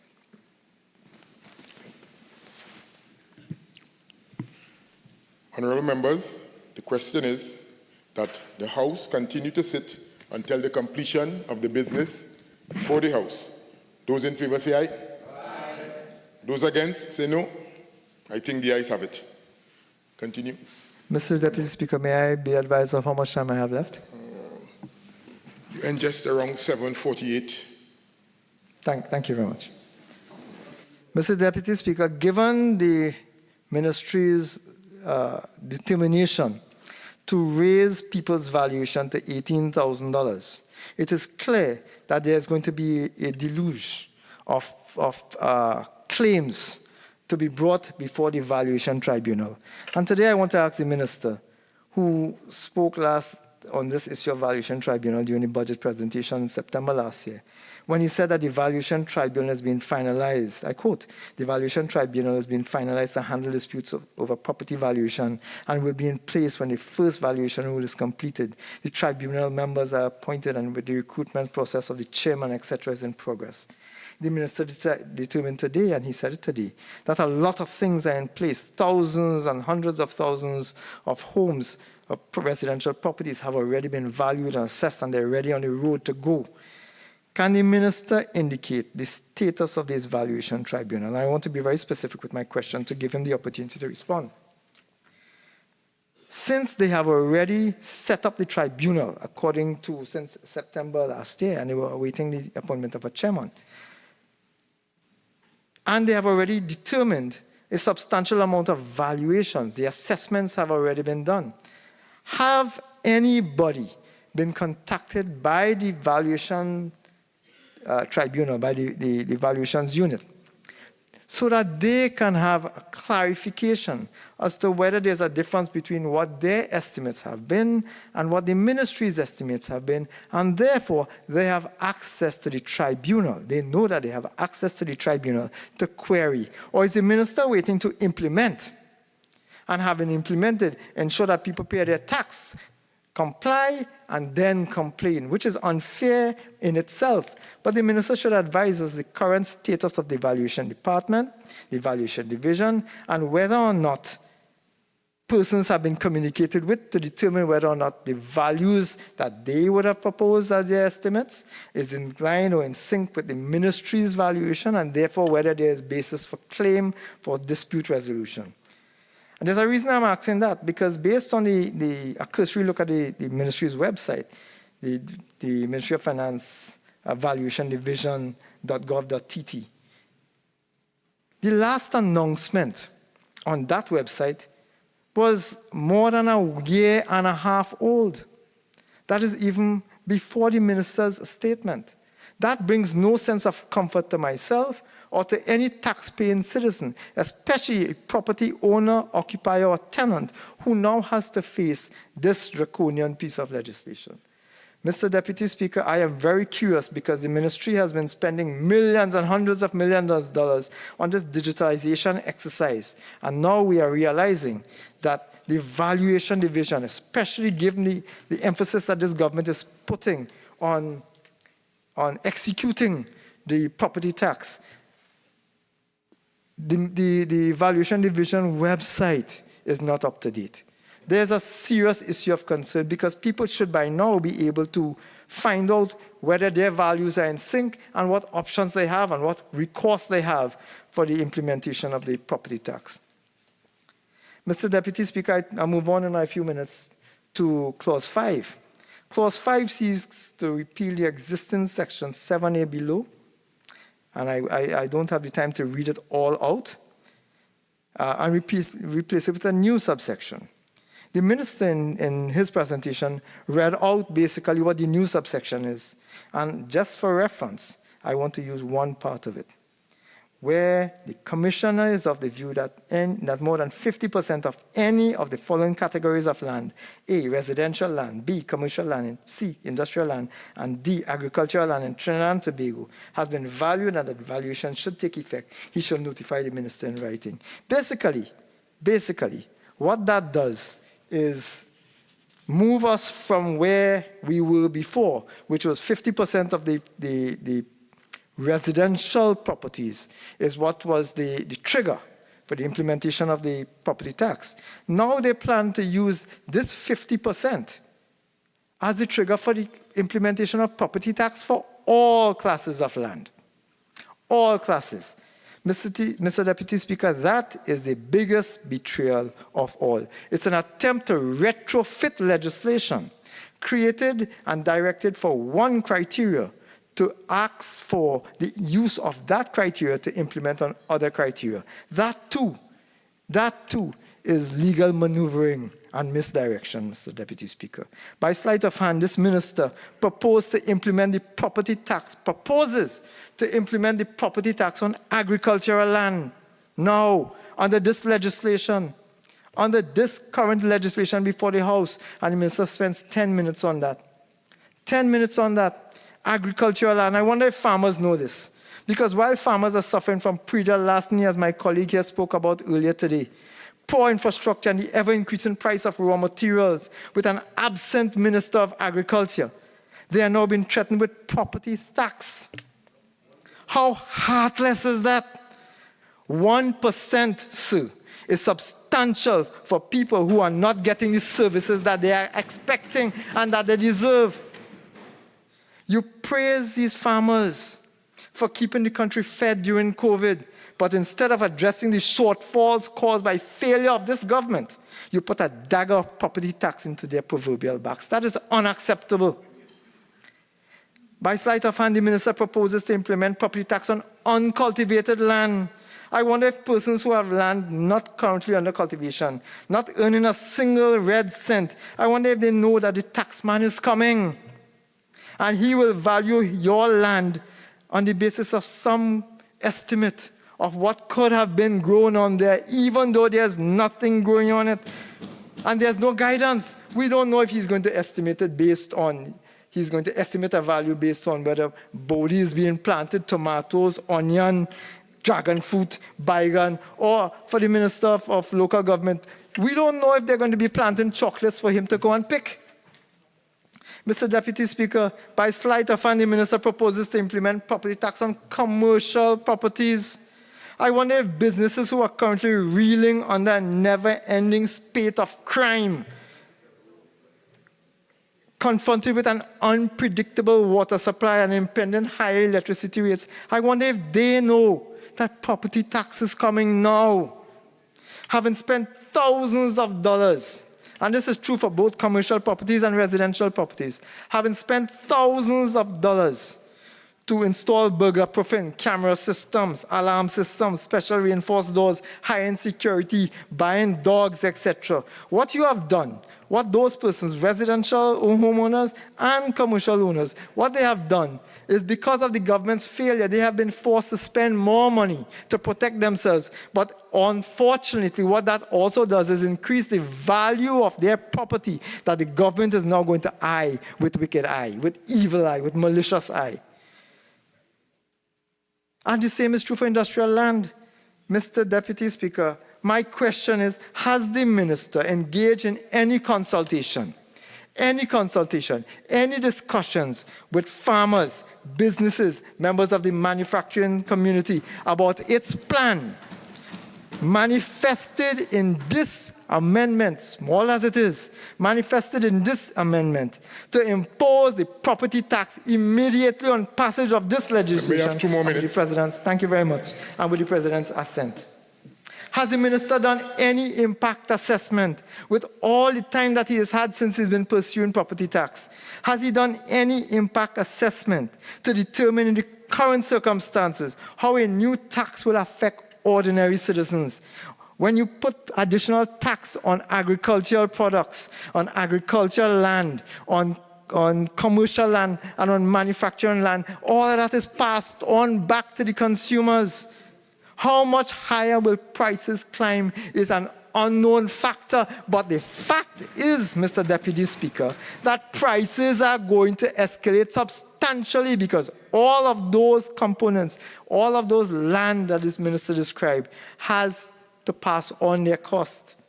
We already have double-digit inflation over the past 8 years, and workers being forced to, at least those who are still fortunate to have a job, are being forced to accept 4% or else. These workers are already suffering from falling purchasing power, and now the government comes to add additional burden on top of burden. Mr. Deputy Speaker, that is heartless. Mr. Deputy Speaker, this bill is a symptom of the intellectual laziness and lack of vision of the PNM in general and this Minister of Finance in particular. While the rest of the world bounces back from COVID and confront the new challenges facing the globe, Trinidad and Tobago are left to grapple with a visionless government with no plan or intention to deal with any issue facing the country. The minister's recourse to taxation means that citizens are being forced to pay for the minister's bankruptcy of ideas. Instead of the minister creating new revenue streams, creating an enabling environment for investment, transforming the economy, because he has failed to do that. Taxation, taxation, taxation. Citizens are being made to pay a bitter price for the incompetence of this minister. And the same goes for every minister of that government, from the Minister of National Security, come all the way down. I maintain that this property tax is unfair, unethical, and unjust. And unfortunately, Mr. Deputy Speaker, that is... I advise you had 2 minutes. I give you your leeway. Thank you. I recognize the member for San Fernando West. Thank you, Mr. Deputy Speaker. Mr. Deputy Speaker, there's a word that jumps to mind. It's called temerity. You could even use the word temerity as a synonym in Trinidad and Tobago for a word we all know well. It's called bold-facedness. Mr. Deputy Speaker, we just heard from the member for Orapooch West, who literally said if Naprima could only hold his infestation of words for a moment. The point that the member for Orapooch West was saying is that this is a wicked and inequitable tax, and he demands that the entire property tax regime be replaced. He alleged wrongly that the Minister of Finance was intellectually bankrupt, and he said we must have greater sources of revenue. Mr. Deputy Speaker, lest people are tempted to fall for the intellectual dribble that we just heard, permit me to remind the population that the Consolidated Fund of the Republic of Trinidad and Tobago is the primary source of how people get money. What does that mean? The government has a bank account created by the Constitution, enabled by the Exchequer and Audit Act, enabled by our income tax laws or revenue laws, where we collect money, we consolidate it, and then we spend it for the benefit of people. Mr. Deputy Speaker, the vast majority of money that is to be collected by a government is only on account of taxation. Unless you are borrowing, you are taxing. And therefore, for an intelligent member such as Oropouche West to stand up and tell this population, our people, all the minister doing is taxing, taxing, taxing, well then why didn't you do anything about it when you were the government of the Republic of Trinidad and Tobago under Kamla Persad-Bissessar? Mr. Deputy Speaker, coming to the definition of temerity, you know what temerity looks like? When you stand up with 29 seats as a government under Kamla Persad-Bissessar, member for Siparia, and you did not repeal the Property Tax Act. And you want me to tell you why the Property Tax Act was not repealed? Mr. Deputy Speaker, if you go on any website, on the iPad or phone that the Honourable Member for Oropouche West has paid for by the taxpayers, because his iPad comes from the taxpayers as a result of taxation, as he walks out of the chamber. Mr. Deputy Speaker, hear this. This is from the Ministry of Finance website. The National Budget 2014. It is a publication of the Ministry of Finance and Economy. That's what they used to call it when Hawaii was there. The Minister of Finance and the Economy, Senator the Honorable Larry Hawaii, has clarified any confusion citizens may have had regarding the reintroduction of the land and building tax regime. Column to the left, land and building taxes, and I quote, with your permission.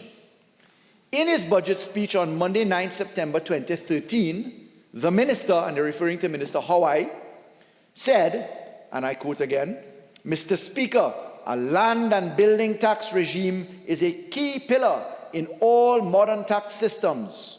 Recurrent land and building taxes meet all the conditions of a good and fair tax. The backbone of a successful land and building tax is the proper valuation of properties within a transparent framework.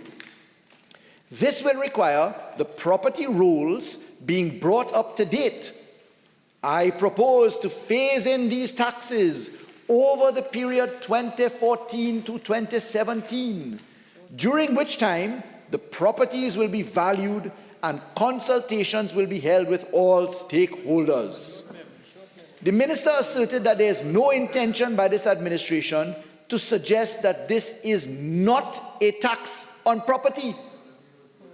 Mr. Deputy Speaker, could the member for Oropouche West really be an executive member of the United National Congress, of the political party that stood up to defend property taxes via land and building taxes?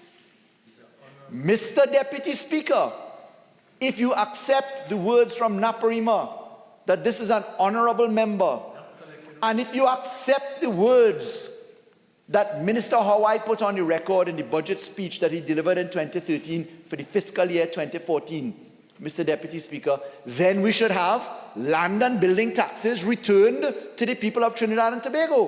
What was land and building taxes? Mr. Deputy Speaker, land and building taxes were repealed in 2009 by the Property Tax Act. So let's take Orapooch West at his word. Orapooch West says no taxation. Tax is bad, yet the UNC government under Prime Minister Kamla Prasad Bisesa was well and happy taxing people under land and building taxes. Secondly, Mr. Deputy Speaker, under the land and building taxes promise that they said they would return 2013, they're saying they'll return the property tax in the form of land and building taxes. You know what happened, Mr. Deputy Speaker? By the time the party and the drinking was done, and the festivity was over, and they catch themselves, and the spirits all gone, they realized the land and building taxes would cost people more. Because in San Fernando, where I come from, that I represent San Fernando West, the land and building taxes, Mr. Deputy Speaker, was the highest in the country. And people were paying 7% of the capital value of their property. So, Mr. Deputy Speaker, if you took land and building taxes, UNC style, and you applied it as Minister Hawaii under Prime Minister Kamla Prasad Bisesa was saying to do, you would have ended up with 7% of $1 million property. $70,000 a year you have to pay the tax man. You know what happened next, Mr. Deputy Speaker? Oh my gosh.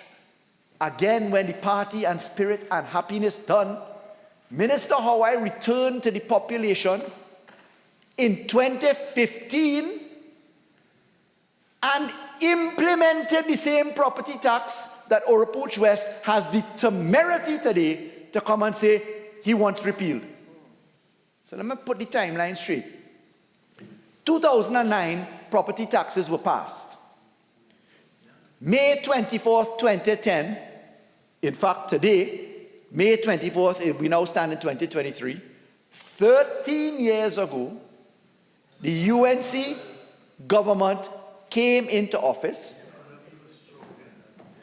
They entered into office. They sat down on the Property Tax Act. They promised in 2013 that they'd repeal the Property Tax Act and that they would put on the land and building taxes. By the time sobriety hit them, they realized that they were going to pay more money, the average person, in land and building taxes. They run away fast from that.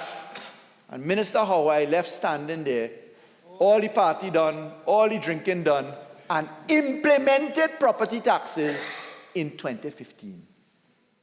Today, Orapooch West comes and say, oh, repeal the tax is wicked, is inequitable. But Mr. Deputy Speaker, I'm not moving away from the definition of temerity yet. And let me translate temerity.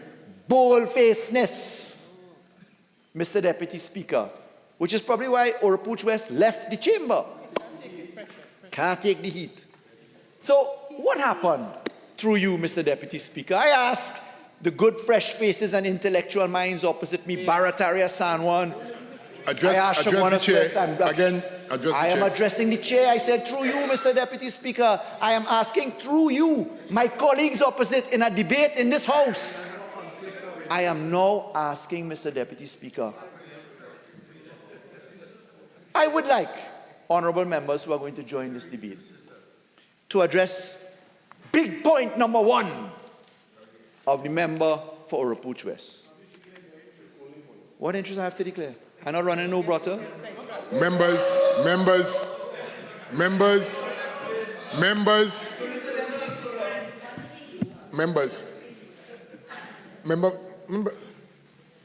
Again, I'm recognizing San Fernando West. Please, continue.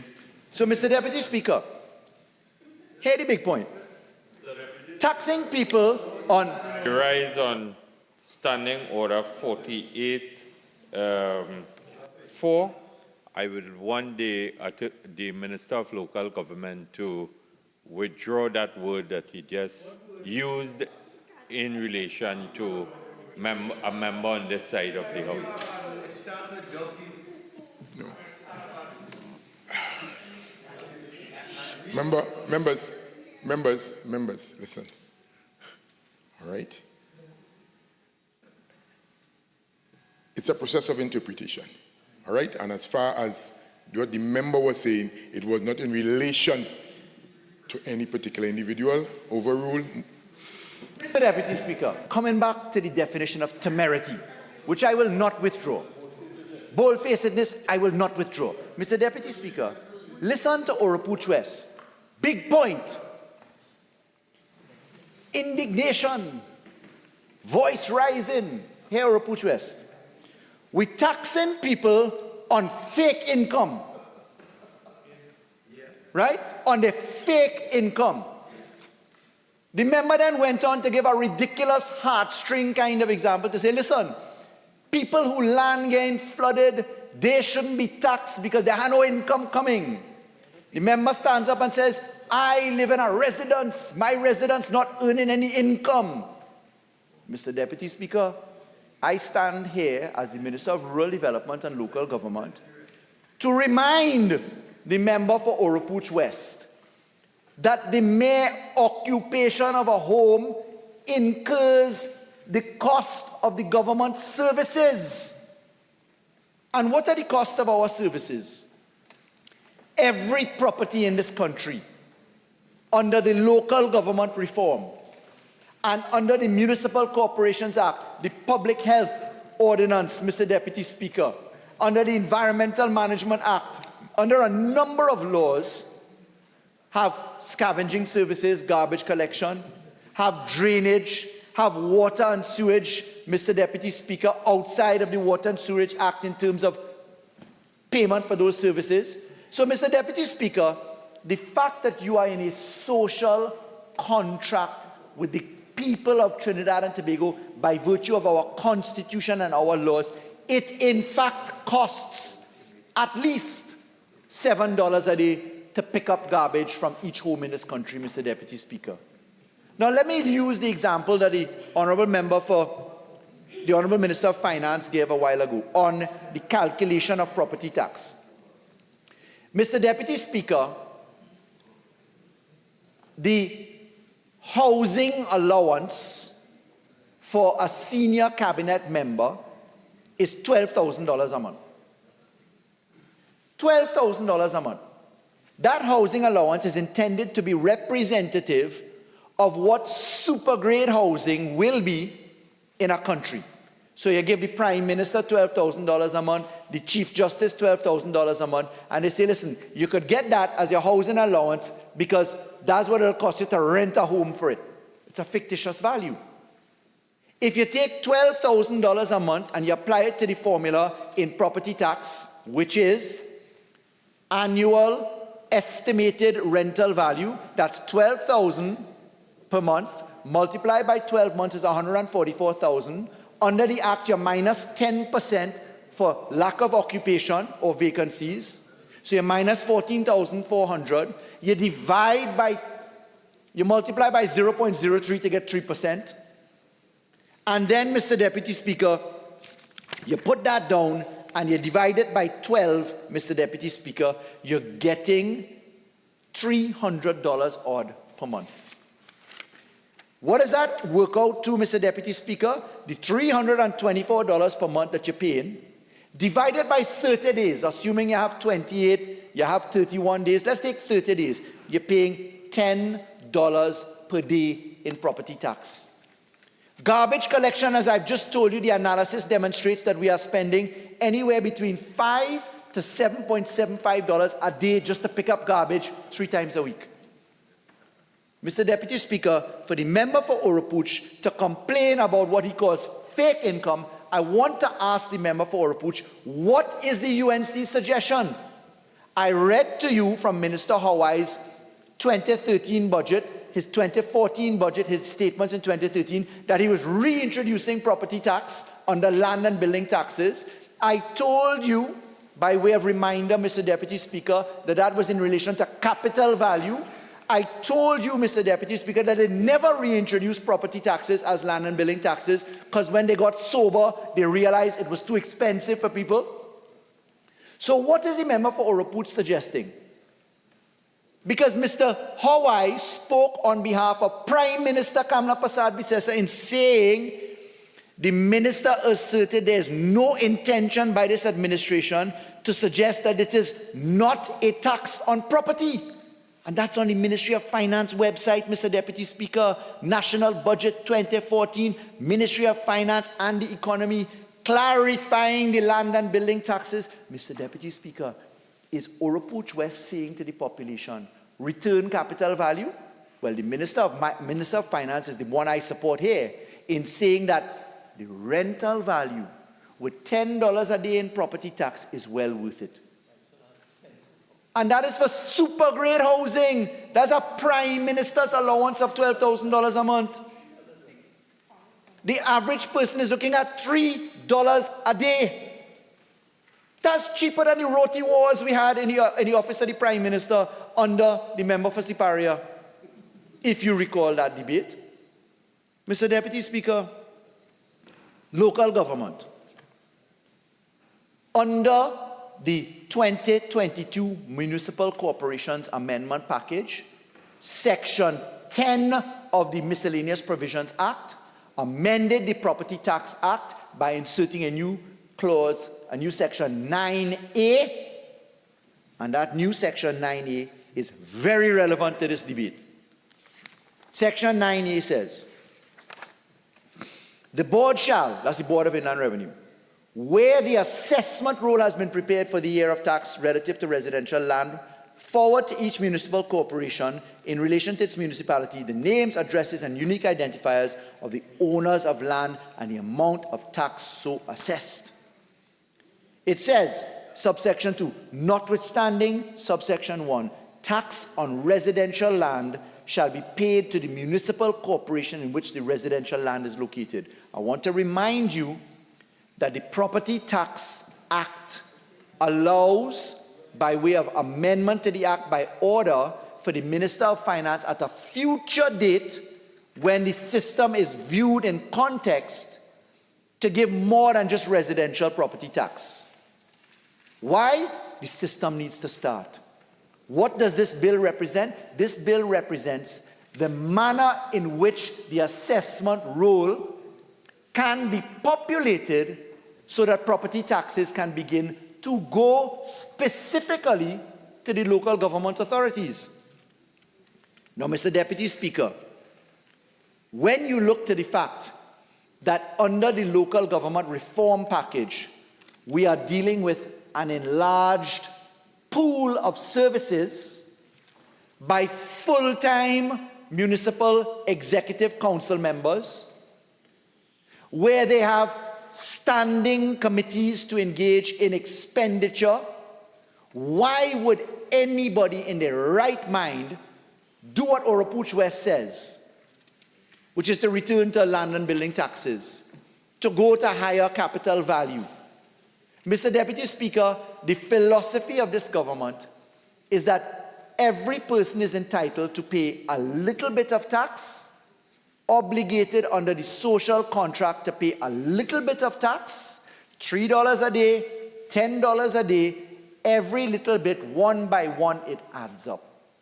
We propose, by way of the law that we have passed, the 2022 Municipal Corporations Amendments and the other amendments in the Miscellaneous Provisions Local Government Reform Package, we propose that the money goes to the local government authorities, be spent by the people closest to the ground. And all we hear from Oropouche West today is, forget tax, repeal the tax, don't mind Prime Minister Kamla Prasad Bisesa, turn down the law. You think Oropouche West has the courage today, the political, intellectual, or genuine courage to remind the population that there's an amnesty afoot in taxes? You think the honourable member will tell the population that there has been a standstill on property taxes pursuant to law? You think the honourable member will not say that the Minister of Finance has been in deep consultation and the government in deep consultation on the establishment of the Revenue Authority? Because, Mr. Deputy Speaker, we ain't afraid to tell the Privy Council, you know. on anything. That's how we won Section 34 and proved the fraud on the people of Trinidad and Tobago at the Privy Council. That's how we won the case of Suraj that upheld the challenges on the laws to keep us alive, which upheld Surat. And Mr. Please, Deputy silence, Speaker, please. let me tell Go you ahead. this. I served as the Attorney General and Minister of Legal Affairs of this country for 7 years and entertained no end of criticism. We got strike down your law, or a simple majority law, and Surat can't stand. Well, you know what? The Privy Council upheld Surat and upheld all of our laws. So, Mr. Deputy Speaker, what I can tell you is that our government has been tried and tested on umpteen occasions and found to have done the right thing because people survived, people prospered. Mr. Deputy Speaker, are these difficult times? Yes. Are people crying out for more? Yes. Do we deserve a caring and hardworking government to be at the beck and call of people? Yes. Do we have the support of the opposition to do more? No. Can we do deeper constitutional reform to give it the extra push? No. Why, Mr. Deputy Speaker? Because you're not inside. And the UNC philosophy is if they're not in control, burn down the place. Let everybody suffer. It doesn't matter. Mr. Deputy Speaker, we have to deal with intellectual lies crawling amongst us. Intellectual lies. Right? Intellectual lies is lies that could infect you and cause you troubles if you listen to the wrong people. And Mr. Deputy Speaker, I wouldn't say Naprima embodies that, I wouldn't say that. But I don't know. I'm keeping my distance. Mr. Deputy Speaker, what I can tell you is that the people deserve money to work for them. Let's talk about that. This year, Mr. Deputy Speaker, the Minister of Finance in the appropriation bill gave the Ministry of Local Government, Rural Development and Local Government, $386 odd million for PSIP and development, $21 million in the IDF. Mr. Deputy Speaker, that represented 75% approximately of what the increase in the cost of fuel at the pump was. Fuel at the pump generated $500 million more, and 3/4 of that money came to local government. Now, what do we do with it? We increased the allocations across 14 corporations. And with this amendment to this law, we're taking the valuation of land, we're allowing it to start, we're implementing the call for property. Because you know what, Mr. Deputy Speaker, you know why they afraid it? Because when people realize that the property tax ain't no bad thing, that the values are small, that you have a preserved right to object if you want to object. You could go before the Valuation Tribunal. You could go before the Tax Appeal Board. You could go before the High Court. If you look to the operations of law in the Property Tax Act and the Valuation of Land Act, Mr. Deputy Speaker, the Valuation of Land Act is what we are amending here today. You'll realize that you're not stuck with it. You could challenge it. But when people start to realize, hold on, it's $3 a day they're asking for? And when they realize that with local government reform, we're giving the money to the councillors. And Mr. Deputy Speaker, I've had the pleasure of over 1 year in rural development and local government. And I'm telling you this without fear of contradiction. Everybody in the UNC serving in local government wants this. Because they want the value of it. They want to be able to have the proximity of spend. Earn at home and spend at home. But Mr. Deputy Speaker, I challenge any one of them to explain to us how you could earn money for a country other than by borrowing or taxation.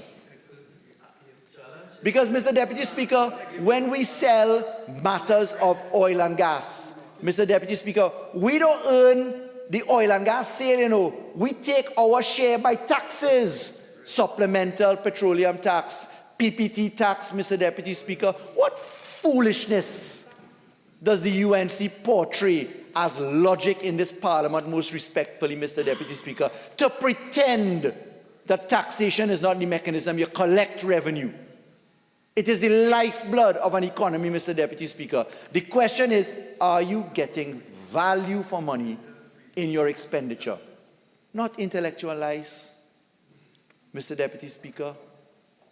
Mr. Deputy Speaker, when we see Siparia Regional Corporation in 2021 getting $10 million, in 2023 getting $43.9 million, splitting the sums between recurrent and PSIP. Look at that difference there. $10 million versus nearly $44 million, Mr. Deputy Speaker. 114% increase from the $18 million in 2022, and more than that, double that from 2021. Mr. Deputy Speaker, this year, I can tell you, our PSIP expenditure across the 17 entities that the Ministry of Rural Development manages, we are nearly completely out of money just for the award of contracts to proceed, because we have improved the manner in which procurement happens. And you know what? We've done that, including by the proclamation of the of the Public Procurement Act, a very difficult piece of law. Lots of complications to be sorted out. It was a courageous decision, not an easy one to take to turn it on. There are bugs to be sorted out. But Mr. Deputy Speaker, surely the valuation of taxes, the valuation of the rule, the population of the rule, the valuation of land, where people can object, can challenge, Mr. Deputy Speaker, where they're not bound to accept, is critically important. Mr. Deputy Speaker, we dream of a better Trinidad and Tobago. We accept that more can always be done. But Mr. Deputy Speaker, I'd like the honourable members opposite to just stop it. Stop fabricating the truth. Mr. Deputy Speaker, it is offensive, especially when a simple Google search could catch you in an untruth, Mr. Deputy Speaker. A shameful untruth. Imagine that a 6-year-old on a Google search could make a mockery of Tabakit of Oropuch West in his contribution. Mr. Deputy Speaker, they need to step up the game. Mr. Deputy Speaker, the Property Tax Act was assented to in 2009. It is Act number 18 of 2009. There's an amnesty afoot. There is a disapplication of the law. What does that mean? There's been a waiver, a statutory waiver on successive points from the property tax. We are asking for the commencement of property tax collection by having a valuation rule, and we're asking for that money to go to the local government councils, Mr. Deputy Speaker. And we're asking for that to be spent by people that represent small pools, where the majority wins. Mr. Deputy Speaker, there are some corporations that... 2 more minutes. Are full-time or extended? No, full-time. Thank you. Mr. Deputy Speaker, we are asking for the people of Trinidad and Tobago to give their local government councillors the ability to spend money at source. We have plainly demonstrated that the property tax at a super grade housing will be probably close to $10 a day, and at a regular house, maybe $3 a day. Mr. Deputy Speaker, we believe that this is good and just law, and I ask you to reject the submissions of members opposite. I stand in support of this law, and I thank you. I recognize the member. Chariot Sanwan. Thank you very much, Mr. Deputy Speaker. Mr. Deputy Speaker, I had no intention of joining this debate, but after hearing the contribution from San Fernando West, I am compelled to respond to the untruths and the misinformation and the inaccurate representations of the members opposite in that contribution. That is one thing. Mr. Deputy Speaker, the bill before us is a bill that is only about 5 clauses long, and it deals with the government trying to get their hands on the properties of citizens in terms of taxing them through the properties that they lawfully own. Mr. Deputy Speaker, persons in any democratic society would have no problem with paying a tax, They will pay the tax if they feel that it is deserving to give to the government, if they are getting the services of the government. But when you pay taxes and you don't get services from the government, people will repel from paying that tax. And we have seen 8 consecutive years of this incompetent PNM regime fail to deliver essential goods and services to the people of Trinidad and Tobago, Mr. Deputy Speaker. Mr. Deputy Speaker, the rainy season is coming up. You will see people's houses being flooded out for weeks in this country because they failed to clean the water courses in a timely manner, because they failed to do maintenance throughout the entire year, and now want citizens to take out the little money from their savings to pay property tax. Mr. Deputy Speaker, those rents, those property tax, yes, will go, as Naparima was saying, going to pay rents and the $1 billion in legal briefs.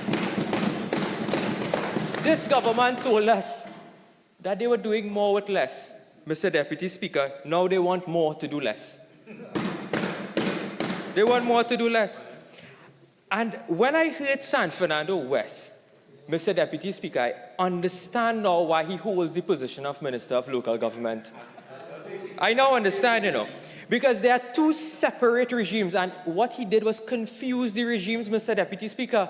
And I think I have to correct that record here today. Because there are 2 separate regimes of taxation when it comes to land law. There is the land and building tax regime, and then there's the property tax regime. The only accurate thing the member said was in 2009, the old land and building tax regime was repealed. And then he went on to talk about Senator, the Honorable Larry Hawaii, saying that we are going to reintroduce land and building tax, and we are going to charge people $70,000 per month per year in property tax. Mr. Deputy Speaker, ridiculous. Ridiculous. You see, Google, as the member said, may absolve members on the side, but I use the Parliament website to bring to bring the facts to this Parliament. Mr. Deputy Speaker, in response to the member for San Fernando West, there was a bill called the Land and Building Tax Bill 2011. We were going to reintroduce land and building tax, not property tax. There is a difference. And when the member goes on to say $70,000, he said that $70,000 that we were going to charge persons. This is what the bill says, The bill says land up to a maximum acreage of 10 acres and annual tax of $10 an acre or part thereof.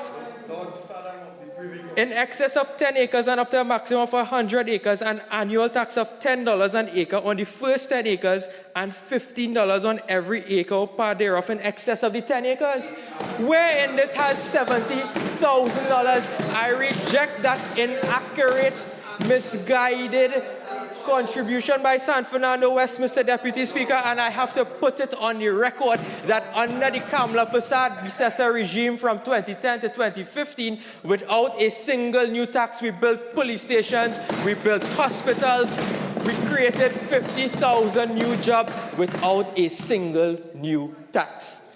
And Mr. Deputy Speaker, if they give us the opportunity again, we will do it again. We will do it again. Mr. Deputy Speaker. Mr. Deputy Speaker, so what the member for San Fernando West is trying to do is confuse 2 different regimes of land taxation. It was never the intention of any UNC government to introduce property tax. It is never that. We have to set the record right in this place, Mr. Deputy Speaker, because we owe the population, as elected representatives, a duty to give them accurate information and the truth when it comes to the law, Mr. Deputy Speaker. And we know that this government has problems with following the law. We know that. The Minister of Finance says that why are we kicking and screaming? Some people will be paying $90 per month in property tax, $1,000 a year or so. I want to take the member for Diego Martin Northeast back in history. He gave us some colonial history. I want to give some contemporary history, Mr. Deputy Speaker. Some contemporary history. In my hand, I have an article by Mr. Sean Douglas, dated the 20th of December, 2009. And in this article, he is quoting one member from Diego Martin West, Dr. the Honorable Keith Christopher Rowley. And the article says, Dr. Rowley is rejecting claims that the property tax won't cause hardship. He said, and I quote, "I know a lot of people for whom $100 is a lot of money. A lot are struggling to make ends meet." This is Dr. Rowley saying this, that $100 is a lot of money. And then the Minister of Finance is coming to this Parliament today to say, forget that, you only could pay $90. Mr. Deputy Speaker, if the member goes into his constituency and comes into my constituency, he will understand the value of $90 to a single mother who has to pay rent and take care of her children. They will understand that, Mr. Deputy Speaker. Mr. Deputy Speaker, I go on by quoting from this very same article that the member for Diego Martin West is quoted as saying that in my constituency, there's anger, there's anxiety, there's resentment at both ends of the spectrum, Mr. Deputy Speaker. This is Diego Martin West, Dr. the Honorable Keith Christopher Rowley rejecting the property tax, and then today they come to boast that citizens in this country must be compelled to pay property tax. Mr. Deputy Speaker, we reject the arguments by the Minister of Finance. We totally reject them. We reject those arguments. But again, Mr. Deputy Speaker, history is good. History is a good lesson to learn, Mr. Deputy Speaker. We learn a lot. Because in that very debate, when they were debating the property tax, you hear, I'm going to quote now from that Hansard dated the 21st of December 2009. And the Honorable Colm Imbert says this. He said, I quote, "You heard the member for Diego Martin West say that the government squandered the money and the government wasted the money. How would he know? He was not part of it until we never had anything about waste and squander mania." The Honorable Diego Martin West was no longer a member of the cabinet. Hear this. He now has this obsession with Udicott and Caller Hart.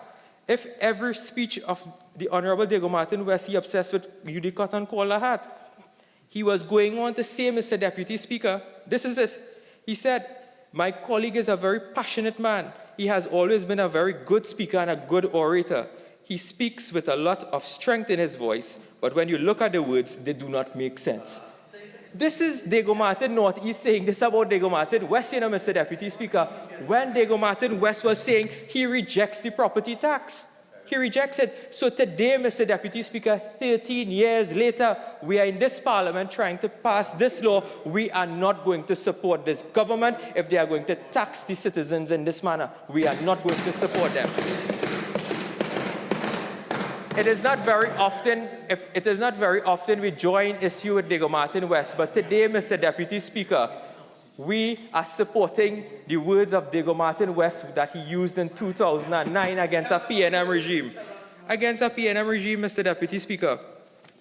So, you see, Mr. Deputy Speaker, when you look at this tax and how they're couching this tax and they're selling it to the population, it is not the truth.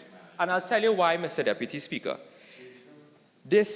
When you look at Clause 5 of the bill, Clause 5 of the bill deals with the various categories of land: residential, commercial, industrial, and agricultural land.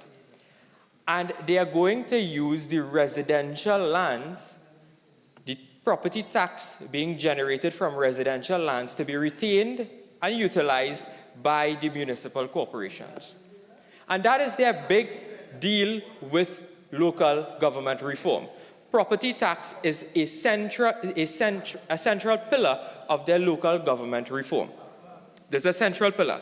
Mr. Deputy Speaker, you see, I like to do my research. So I went back into the yellow books that we get in the budget, the draft estimates of revenue. Not Google. The books are yellow.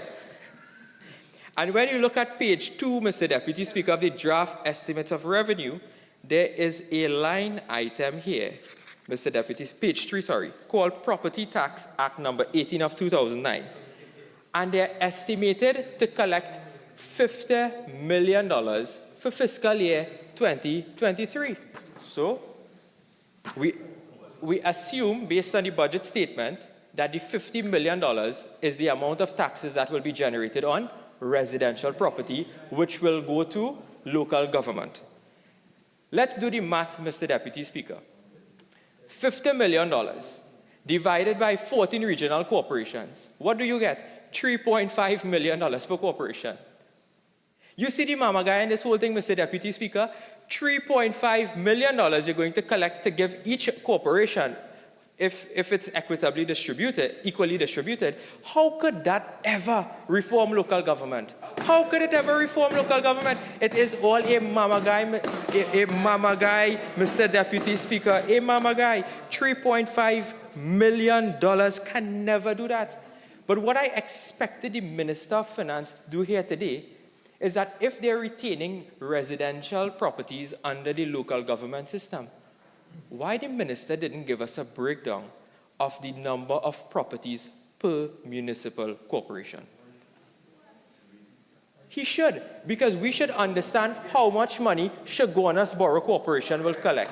We should know how much money the city of Port of Spain should collect. We should know how much money Princestown and Point Fortin and Mayaro collects. Because I am sure, Mr. Deputy Speaker, let's look at Cuva, Tabaki, Talparo.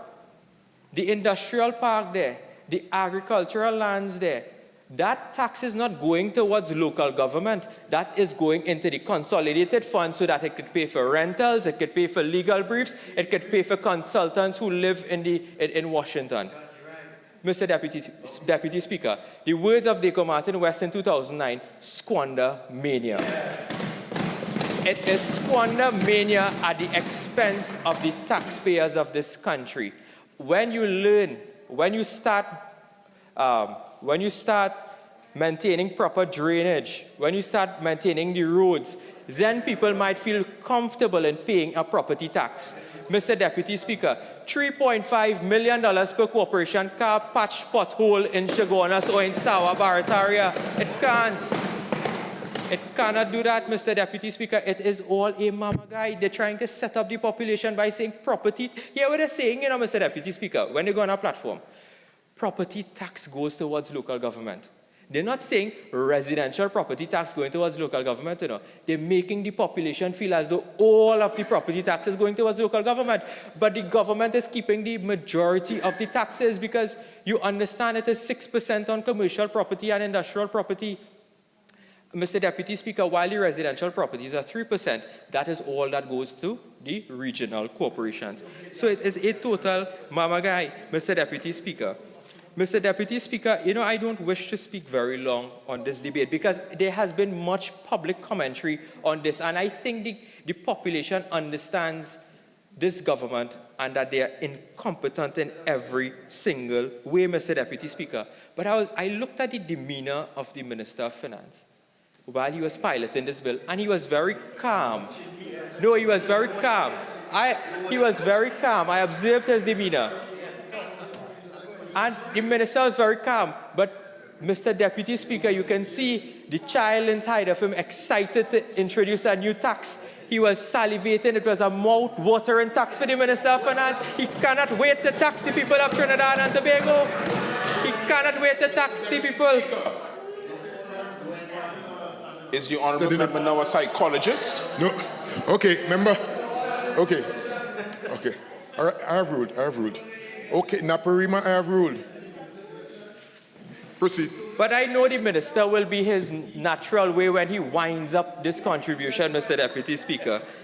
And Mr. Deputy Speaker, 13 years ago, on this very night, we were not in the Red House.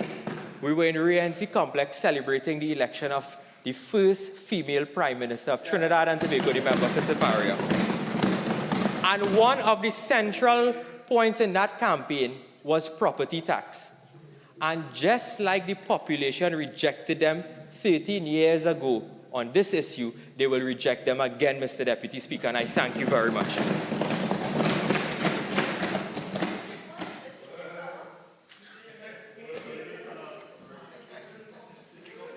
Okay, I recognize the member for San Fernando East. Thank you. Thank you, Mr. Deputy Speaker. Mr. Deputy Speaker, we're here today for the Valuation of Land Act to make provision for the valuation of land for taxation, rating, other purposes, for other matters connected therewith and incidental thereto. Mr. Deputy Speaker, in the interest of time, I will confine my discussion, or my contribution, to the annual rental value and the definition that is given within this bill. Mr. Deputy Speaker, I listened closely to the member for Orapooch West, and I have to say, it had to be one of the more painful times I have spent within this chamber. The member for Orapooch West does not seem to understand what is going on. There are POB students in this country that can explain exactly why it is we are using the annual rental value to assess property taxes. They are POB students, but clearly the member for Orapooch West didn't have that day in school. But fortunately for him, he has me to edify him.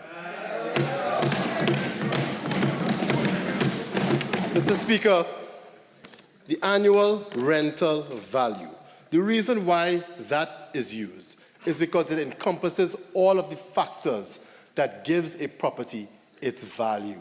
That's why I use the annual rental value. And let me remind the people of Trinidad and Tobago exactly what it is the property taxes, how they're going to be assessed by the Commissioner of Valuations. The applicable tax rate is applied to the annual rental value on agricultural property. That is 1% of the annual rental value. Residential property, that is 3% of the annual rental value, not the capital cost of the property, the annual rental value. For commercial property, it is 5% of the annual rental value. For industrial plant and machinery housed in a building, it is 6% of annual rental value. Plant and machinery not housed in a building, that is 3% of annual rental value. There are those on the other side that continue to try to mislead this population into thinking that the tax rate is going to be on the overall value of your property. That is absolutely absurd. And the member for Orapooch seems to take great delight in trying to mislead this country with this same false narrative over and over and over. Mr. Deputy Speaker, some time ago in this very chamber, the member said that, and I think today he also repeated something similar, that property taxes were like Granny paying taxes on rental income that she did not receive. I received so many calls from so many financial professionals who were aghast that someone who claims to be the shadow Minister of Finance can make such a ridiculous statement. And let me explain. The annual rental value encapsulates all of the factors that give a property its value. And let me list some of those factors. The factors which give a property value. We have first location, of course. Property size, usable space. We have age, condition of property, upgrades, updates, supply and demand, comparable real estate value. We have planning, building regulations, interest rates, renovation, potential, and economic factors. There are three ways for valuing real estate in finance. Any financial student will tell you that. Three ways. It's called the cost method, the sales comparison method, and of course, finally, the income method. That's the method under which the annual rental value would fall under. The cost, not to you, I would make sense, Naparima. You wouldn't get it. Sorry. Mr. Speaker, Mr. Deputy Speaker, San Fernando East is on the floor, okay? Crave your protection, Mr. Deputy Speaker. With the cost method, you would first value the land, then value the market value or replacement cost of the property based on current construction costs and standards, and should include any builder or developer's profits. That is the cost method. That is essentially, Mr. Deputy Speaker, taking the cost of every input into a property, whether it's nails, wood, concrete, doors, whatever, getting the market value of that item and then adding it up and saying that this is the value of my property. How would that be possible? How would the Commissioner of Valuation value almost, I think, 400,000 residential properties that the Minister of Finance spoke about earlier? How would he do that? How would an average citizen of Trinidad and Tobago value their own properties using the cost method? Next, we have the sale comparison method. The sale comparison method is based on the premise that a buyer would pay no more for a property than others are paying for similar properties in a current market. It is what a buyer would pay in an arm's length transaction in a current free market. So now, Mr. Deputy Speaker, what you're being asked to do is to find a property that is similar to yours somehow, find out what the recent sale value of that property was, and then use that to assess the value of your own home. How practical is that, Mr. Deputy Speaker? Of course, it is impractical. The member will come here, he will say all sorts of things about the annual rental value, but of course, he gives us no idea as to how it is he would assess property values in Trinidad and Tobago, because the annual rental value is the most convenient, simplest, and transparent way of valuing properties in Trinidad and Tobago, and that is what is being used by the Commissioner of Valuations and this government. Please do not be misled by those who either don't know what they're saying or intentionally trying to mislead the people of this country.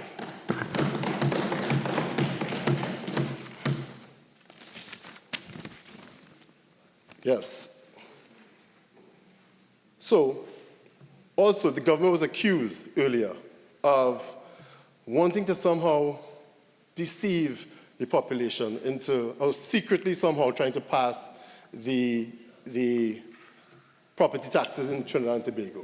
From the very beginning, and it's obvious that this bill is designed to pave the way for the reintroduction of property taxes into Trinidad and Tobago. This government has said that from the very beginning, and we maintain that. Those taxes are essential, and I believe that most citizens of Trinidad and Tobago understand why these taxes must be implemented. Also part of local government reform, property taxes are going to be dedicated towards providing local government services in Trinidad and Tobago. Now, Mr. Deputy Speaker, you may ask why it is that mostly property taxes are being used for that. It's because homeowners or property owners in Trinidad and Tobago benefit the most from local government services. Without the provision of roads, drainage, sewage, cutting grass, spraying for mosquitoes, Mr. Deputy Speaker, homeowners would be unable to enjoy the use of their property. And that is why the revenues from those properties are being used for local government services. It is nothing surreptitious about that. It is obvious, it is plain. There are many parts of Trinidad and Tobago. If local government didn't spray for mosquitoes, you couldn't enjoy the use of your home. You couldn't enjoy the use of your property. So since you are enjoying most of the benefits from these services, clearly some payment would have to come from you. Earlier, and I believe the member for Puch West scoffed. He scoffed at the calculation. The Minister of Finance spoke about the percentages used. And I'll use an example for San Fernando East. By now, I've been in office for almost 3 years. And I've met with thousands of residents, because I actually attend my office hours, unlike Puch West. And I have met thousands of residents. 48.6, 48.6, 48.6, he's imputing improper motives to me. I attend my office. I don't know where he's living. No. Okay. Member, again, I don't think it relates directly to debate, so kindly withdraw and Mr. Deputy Speaker, I withdraw. No problem. Thank you. So I have met with thousands of constituents of San Fernando East, Mr. Deputy Speaker, and I can tell you that the average rental range is somewhere between $2,000 to $3,000. Okay, that's the average rent, I would say, paid by renters within the constituency, from my meeting with thousands of residents and hearing exactly what it is they're paying. So on residential tax rate, the residential rate, that's, if you take at the high end, which is, Mr. Deputy Speaker, I'm having difficulty. Members, please, let's get some silence. It's getting late into the evening. Again. Right, so proceed. So let's take it at the high end, Mr. Deputy Speaker. Say $3,000 monthly. That is an annual rental value of 12 by 3, $36,000 annually. Correct, that's the value to be used to assess property taxes. And the rate on residential property would be 3%. That means that the total annual property tax paid on most properties on the high end would be just over $1,000, which comes up to around $90 monthly. The member for Oropouche West even complained about the $18,000 at the lower level. When you do the calculation, $18,000 at the lower end adds up to just over $500 annually in property taxes. That is what the member is calling draconian. $500. Yes, he's saying that is too much and will put poor people on the street. And that is not the case. They come to this chamber week after week and complain that the various corporations are not receiving the funding that they need, but not a single time do they ever propose exactly where such funding should come from. Not one time. The member from Barataria earlier.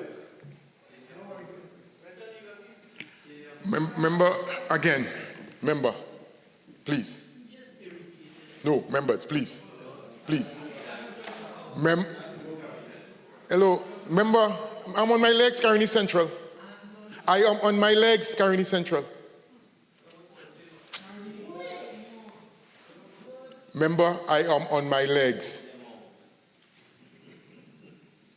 Okay, I recognize the member for San Fernando East. Continue. Yes. Thank you, Mr. Deputy Speaker. I crave your protection. So yes, we were speaking before I was so rudely interrupted. And they never offer any kind of alternative for funding. The member for Barataria, Samoa, spoke earlier and said that during their time in office that they did not have any property taxes and they were able to build police stations and whatever and whatever and whatever.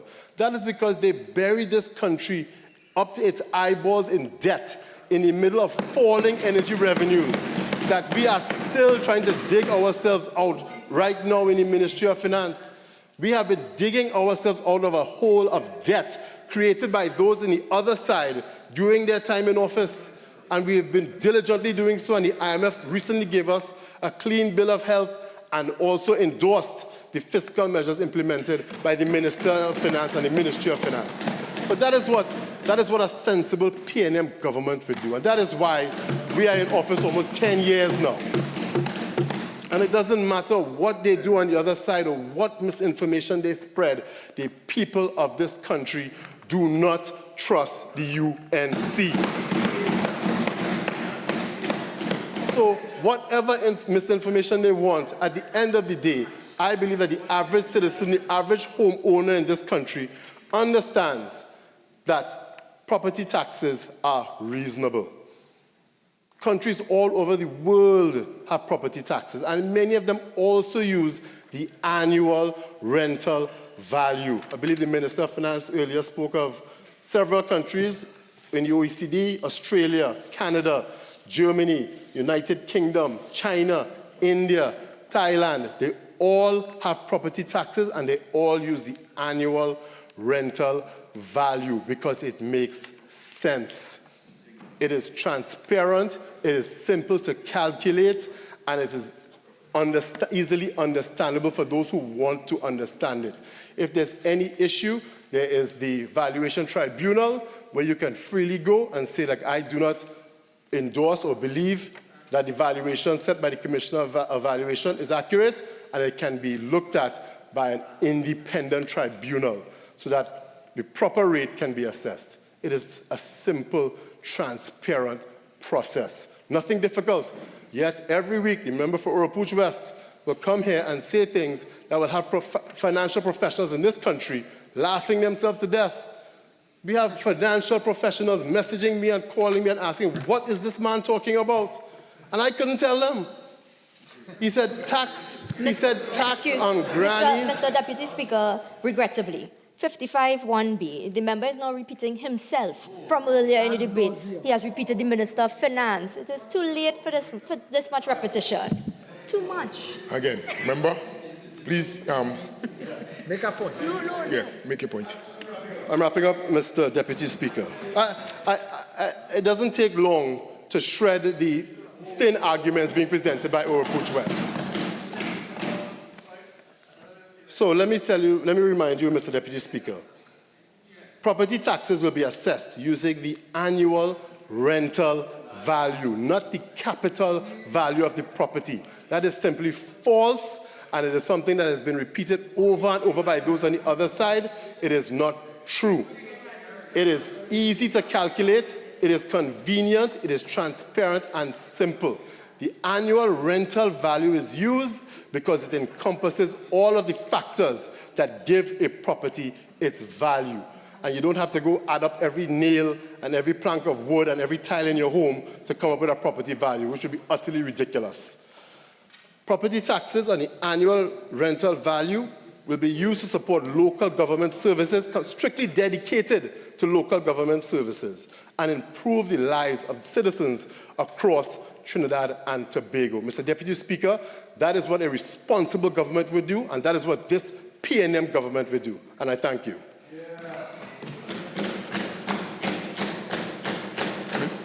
Minister of Finance.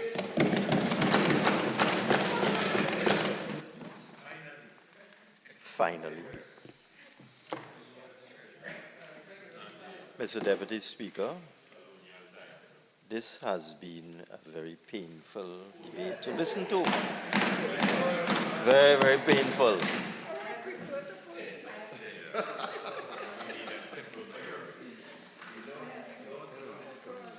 I heard, Mr. Deputy Speaker, I heard the member for Naparima mutter.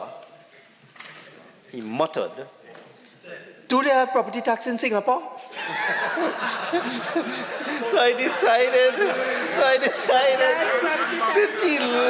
since that honorable member so loves Singapore, I said to myself, let me go and check. Right?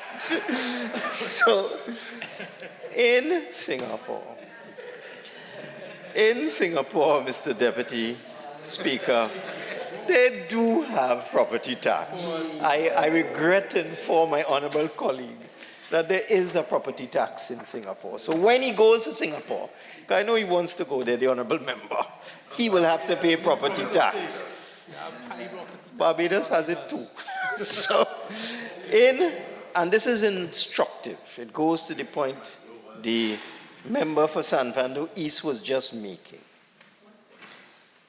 Annual property tax in Singapore, and this is from the website of the Inland Revenue Authority of Singapore, is calculated by multiplying the annual value of the property with the property tax rates that apply to you. And Mr. Deputy Speaker, I just heard the honorable member sotto voce across the floor say, not annual rental now? So let me go now to the link on the website of the Inland Revenue Authority of Singapore. And the definition of annual value that is used by the Inland Revenue Authority of Singapore for property tax is as follows. The annual value of buildings is the estimated gross annual rent of the property if it were to be rented out. Let me repeat that. Singapore. The annual value of buildings is the Members, yeah.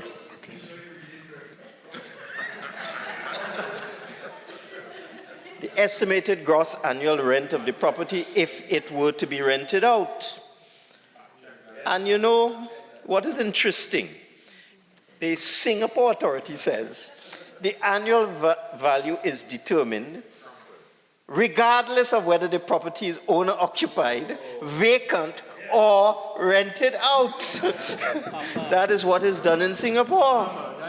And Mr. Deputy Speaker, they went on to explain that the concept is that you estimate what the rent would be whether or not the property is occupied, is what the rent would be. So let me go now. That is exactly, you could check what you want. Mr. Deputy Speaker, let me go now to the semi-incoherent contribution of the Honourable Member for Orapooch. West. They're all the same. So, Mr. Deputy Speaker, the Honourable Member for Orapooch West said that this annual rental value that we are using is fake. It is based on a false concept. Well, obviously, the Singaporeans must be engaging in fakery and falsity. So, this is the response. There is no Mr. Deputy Speaker, could you ask the Honourable Member to stop? Members, again, please, in silence. In silence. Mr. Deputy, can you get him to stop? Minister of I know Finance. the member is upset because if he went to Singapore, he'd have to pay property tax, and a hefty one too. In Singapore, the property tax is 10% of the annual rental value. 10%? No. In Singapore, Mr. Deputy Speaker, No. Mr. Deputy Naparima, Speaker, member for Naparima, he has not given way. Proceed. Thank you. The tax rate for property tax in Singapore is 10%. In Trinidad and Tobago, it's 3%. Now, there is no false concept of annual rental value. It is a well-established concept by the Royal Institute of Chartered Surveyors. It is used in multiple jurisdictions around the world. Most recently in this region, it has been used by Barbados. The annual, that's the other place he wants to go to. the annual rental value is the amount for which the space you occupy. Mr. Deputy Speaker, it's important that honourable members, and I ask Mr. Deputy Speaker, get them to just calm down. They have to be educated. The annual rental value is the amount for the space which you occupy, the typical rent of the space which you occupy. It doesn't necessarily equal the rent actually paid. It represents the prevailing rents for similar spaces in the rental market. Let me say that again. The annual rental value represents the prevailing rent for similar typical spaces in the rental market. The member for Orapooch East also said that this government is going to jail people if they don't pay property tax. There is no custodial sentence in the Act. None. It's just a fine. There is no custodial sentence. None. The member for Orapooch West or East or whatever the honourable member is, went on and said, it's illogical. It's unethical. But, Mr. Deputy Speaker, the reality is that in at least 100 countries in the world, 100, the annual rental value is the tried and tested and established method of valuation for property tax assessment in 100 countries. In the Caribbean alone, 8 of 13 Caribbean countries that impose property tax use the annual rental value. So everything they said on that side was wrong. Every single thing. And Mr. Deputy Speaker, I didn't even have to say that. I could just say they spoke as usual. So the point is, Mr. Deputy Speaker, the point is, Mr. Deputy Speaker, it is necessary to repeat. It is necessary to repeat that if an ordinary person, a blue-collar worker, a bus driver, dock worker, living in England, not if, it's a fact, that when you live in a typical house, 2-bedroom flat, your property tax, your council tax as it is called over there, is the equivalent of 20,000 Trinidad dollars a year. 20,000! In our country, the property tax that the same person, same income level, same type of accommodation will pay is in the vicinity of $1,000, $1,200 a year. So in Trinidad and Tobago, our tax is 1/10 or even 1/20 of what it is in the metropolitan countries for the same type of person at the same income level. I made the point that in the United States, the property tax for your typical household is $3,700 US a year, 25,000 TT dollars. We are asking people to pay $1,000. And the honorable member for Barataria insisted that I had to come here and give information on what kind of taxes the corporations will collect. What kind of taxes? The honorable member for Barataria ranted and raved and said it's only $3 million per corporation. Well, I did some simple calculations. If there are 600,000 properties, and you divide that by the 14 corporations, and you then apply that to the $3 million that he spoke about, it means the property tax that each one of those people will be paying, homeowners, is $100 a year. $100 a year, if we use the calculations by the honorable member for Barataria. $100 a year. And Mr. Deputy Speaker, the honorable member for Barataria screamed and complained that that $3 million that the corporations will get is not enough, it's a pittance. Well, I could tell you, if $3 million is not enough, it's a pittance, it's chickpeed, whatever you want to call it, well, let us take the $3 million from your corporations and give them to our corporations, because we will definitely be able to use that $3 million. But more importantly,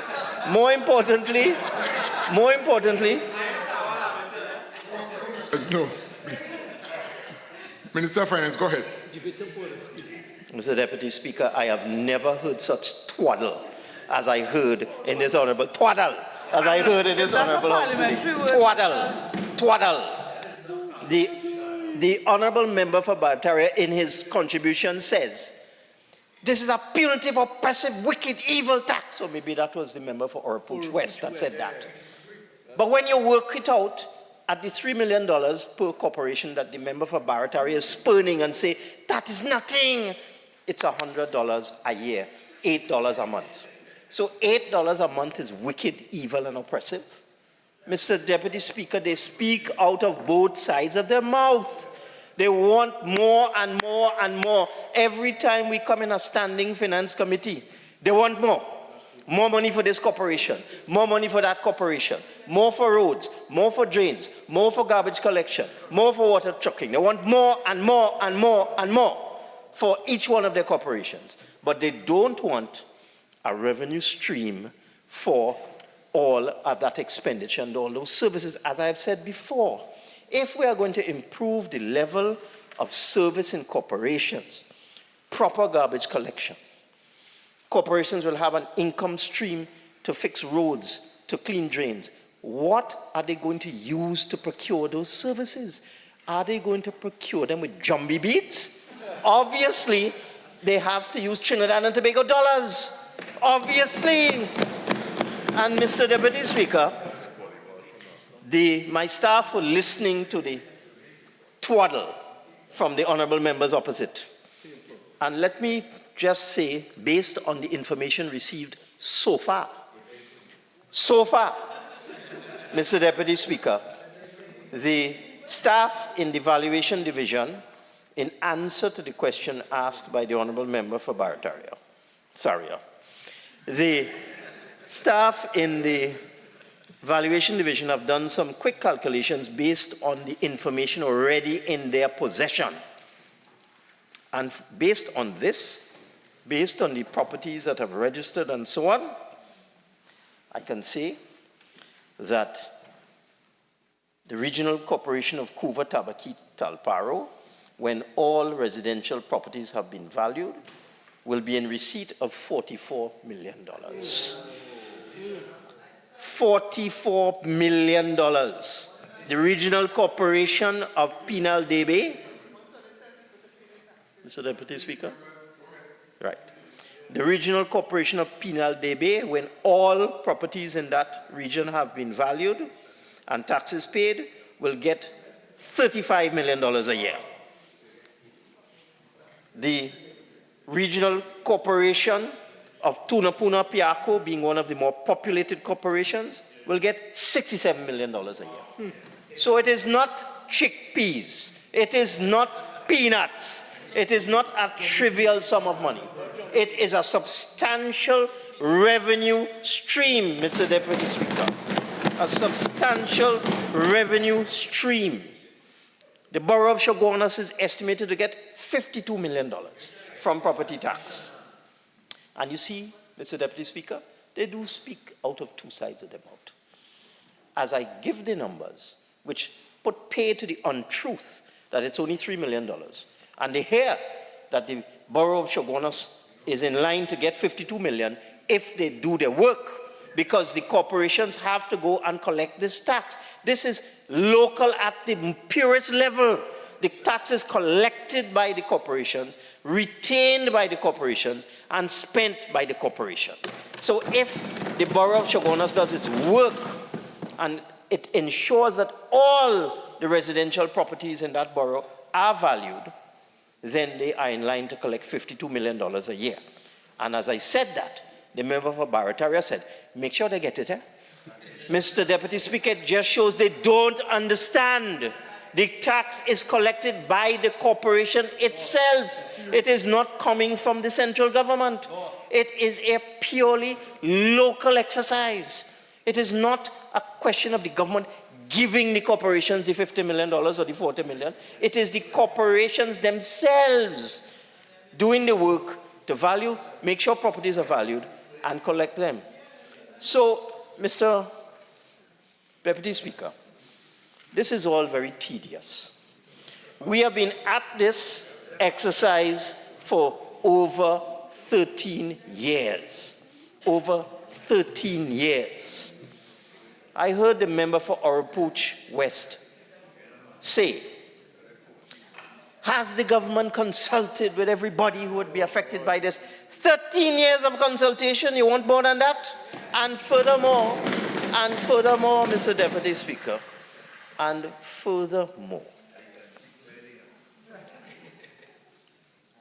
I am certain, as the member for Sanford West has said, that the regional corporations and municipal corporations that are currently controlled by the opposition are only waiting for this process to commence so that they can get this revenue stream to provide services to the people in their areas. Mr. Deputy Speaker, in every country in the world, there's something similar to property tax. You could call it what you want. You could call it land and building tax. You could call it council tax. You could call it property tax. It is what it is. It is in every country in the world. It is a tax that is used for the benefit of people who live in municipalities, in local government bodies. It is collected by the local government bodies, by the cities, by the regions throughout the world, collected by the local government bodies and used to provide infrastructure and services to the people that live in those regions. We have been at this for too long. The other side has a strategy. They scream and they carry on. I heard one of them say that we never impose a tax. And when we get back into government, we'll do it again. Well, I think there's something else they're going to do again. It wouldn't be, yes, it would be emptying the treasury again. That is what they will do again. And that's why we will make sure they can't get the opportunity to empty the treasury again, Mr. Deputy Speaker. So that this exercise, Okay, members, silence. This exercise has one purpose. It is to give regional corporations a dedicated revenue stream to provide the services that our citizens have been crying out for so long. It is ridiculous to try and frighten people and tell them they will have to pay $15,000 and $20,000 in property tax when it's really $900 and $1,000. When people get their assessments, then they will know of the level of untruths that members opposite have spoken on this matter. I beg to move, Mr. Deputy Speaker.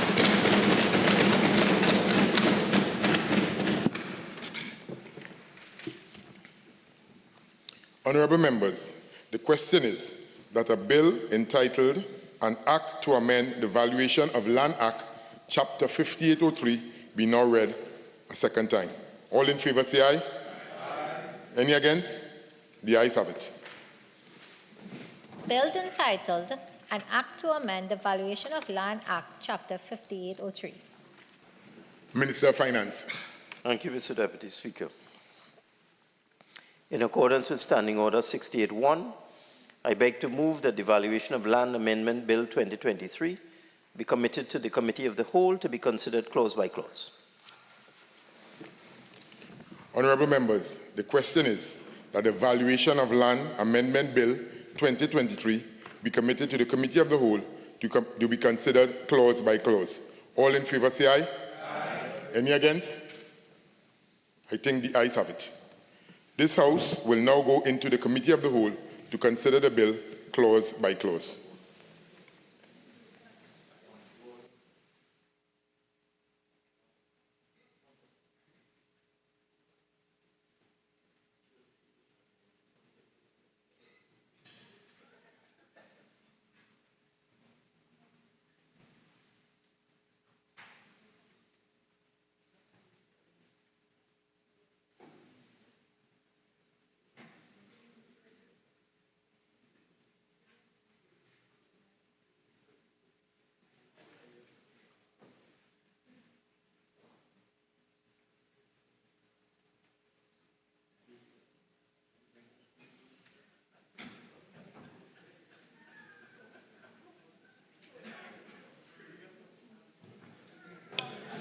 Honourable members, this committee of a whole is now called to order.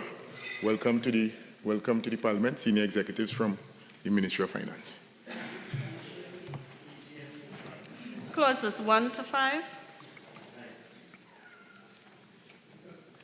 The question is that clauses 1 to 5 stand part of the bill. The question is that clauses 1 to 5 now stand part of the bill. Those in favour say aye. Aye.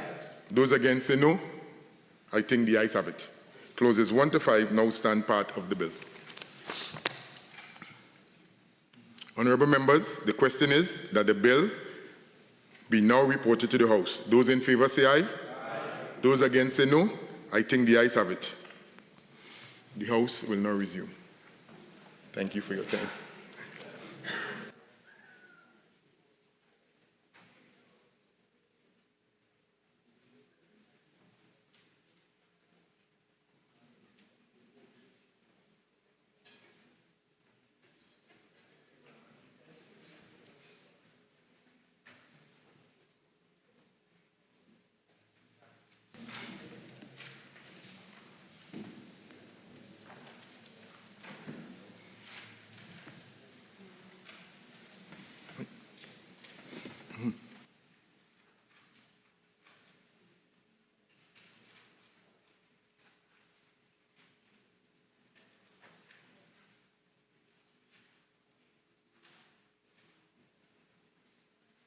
House will now resume.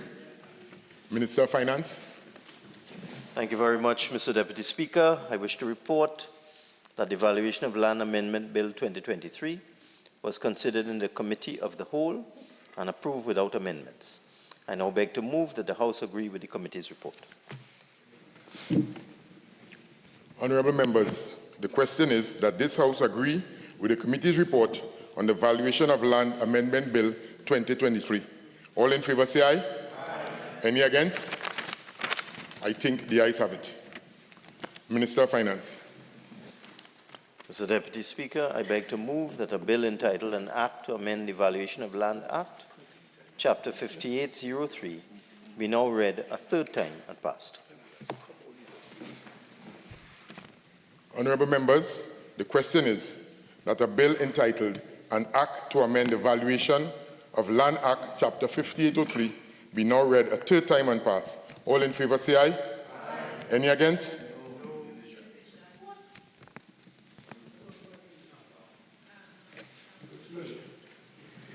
Right, a division has been called. The clerk will take the vote at this time.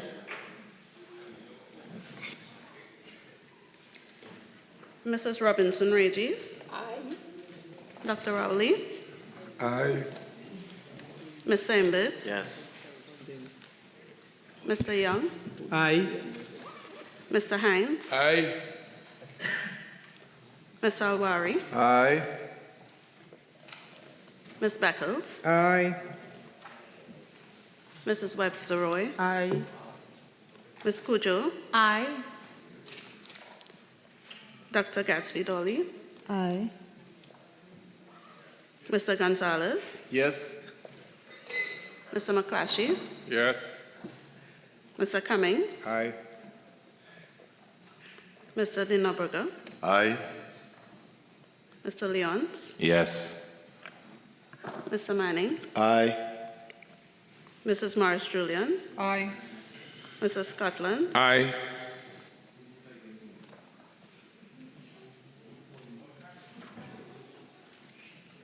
Mr. Lee. No. Mr. Charles. No. Ms. Amin. No. Mr. Endar Singh. No. Mr. Padarat. No. Mr. Hussain. No.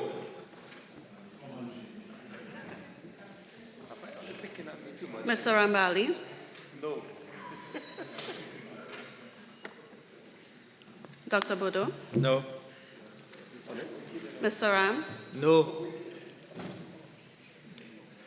Dr. Agbir. No. Mr. Tanku. No. Ms. Silence, members. No. Mr. Ratiram. No. Dr. Sicharan. No.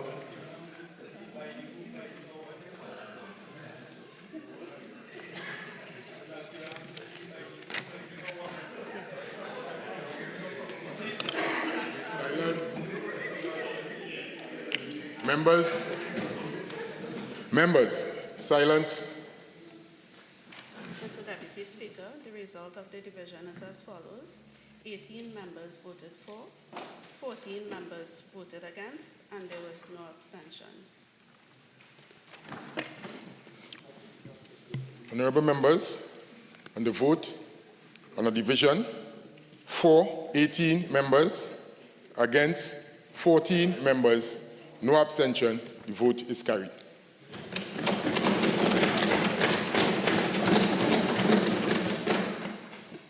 A bill entitled An Act to Amend the Valuation of Land Act, Chapter 5803. Leader of the House.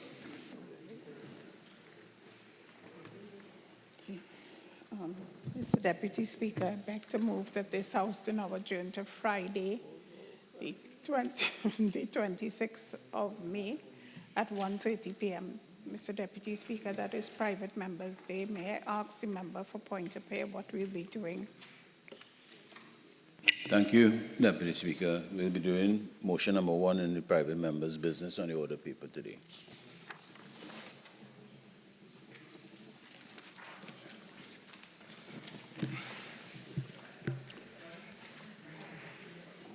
Honorable members, as I announced earlier in today's proceedings, at the last sitting, the member for Barataria San Juan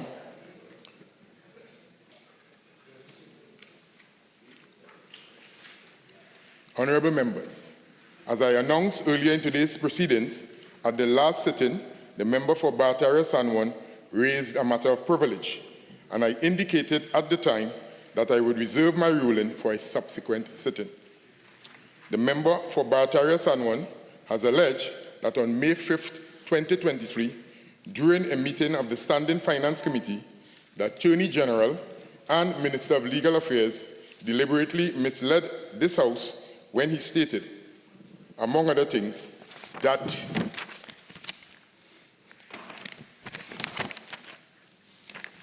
he provided this House with a summary listing of names of attorneys. Members, the willful or deliberate misleading of the House is a grave contempt, as it abuses the privilege of free speech and lowers the dignity of the House by bringing it into odium and ridicule.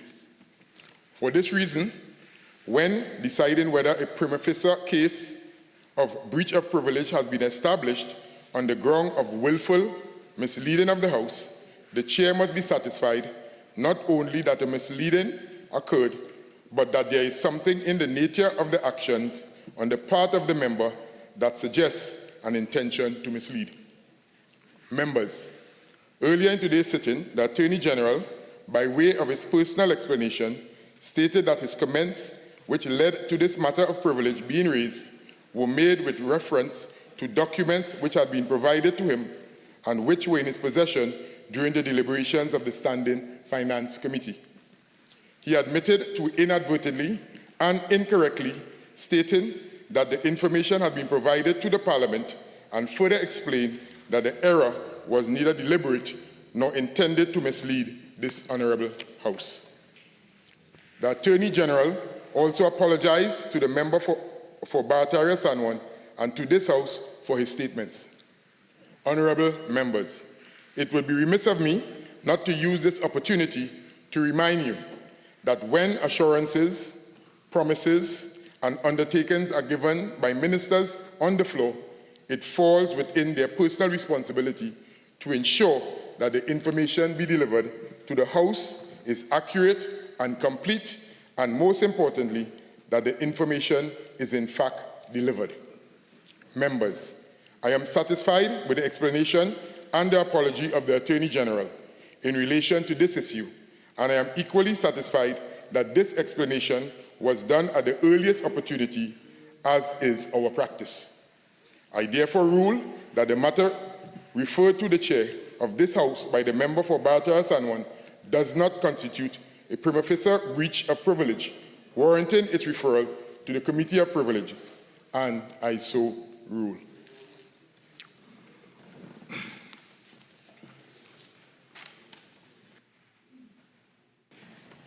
Honourable members, there are 3 matters that qualify to be raised on the motion for the adjournment. However, the member for Tabakit has asked for those matters to be deferred to the next sitting. So I will now put the question on the adjournment.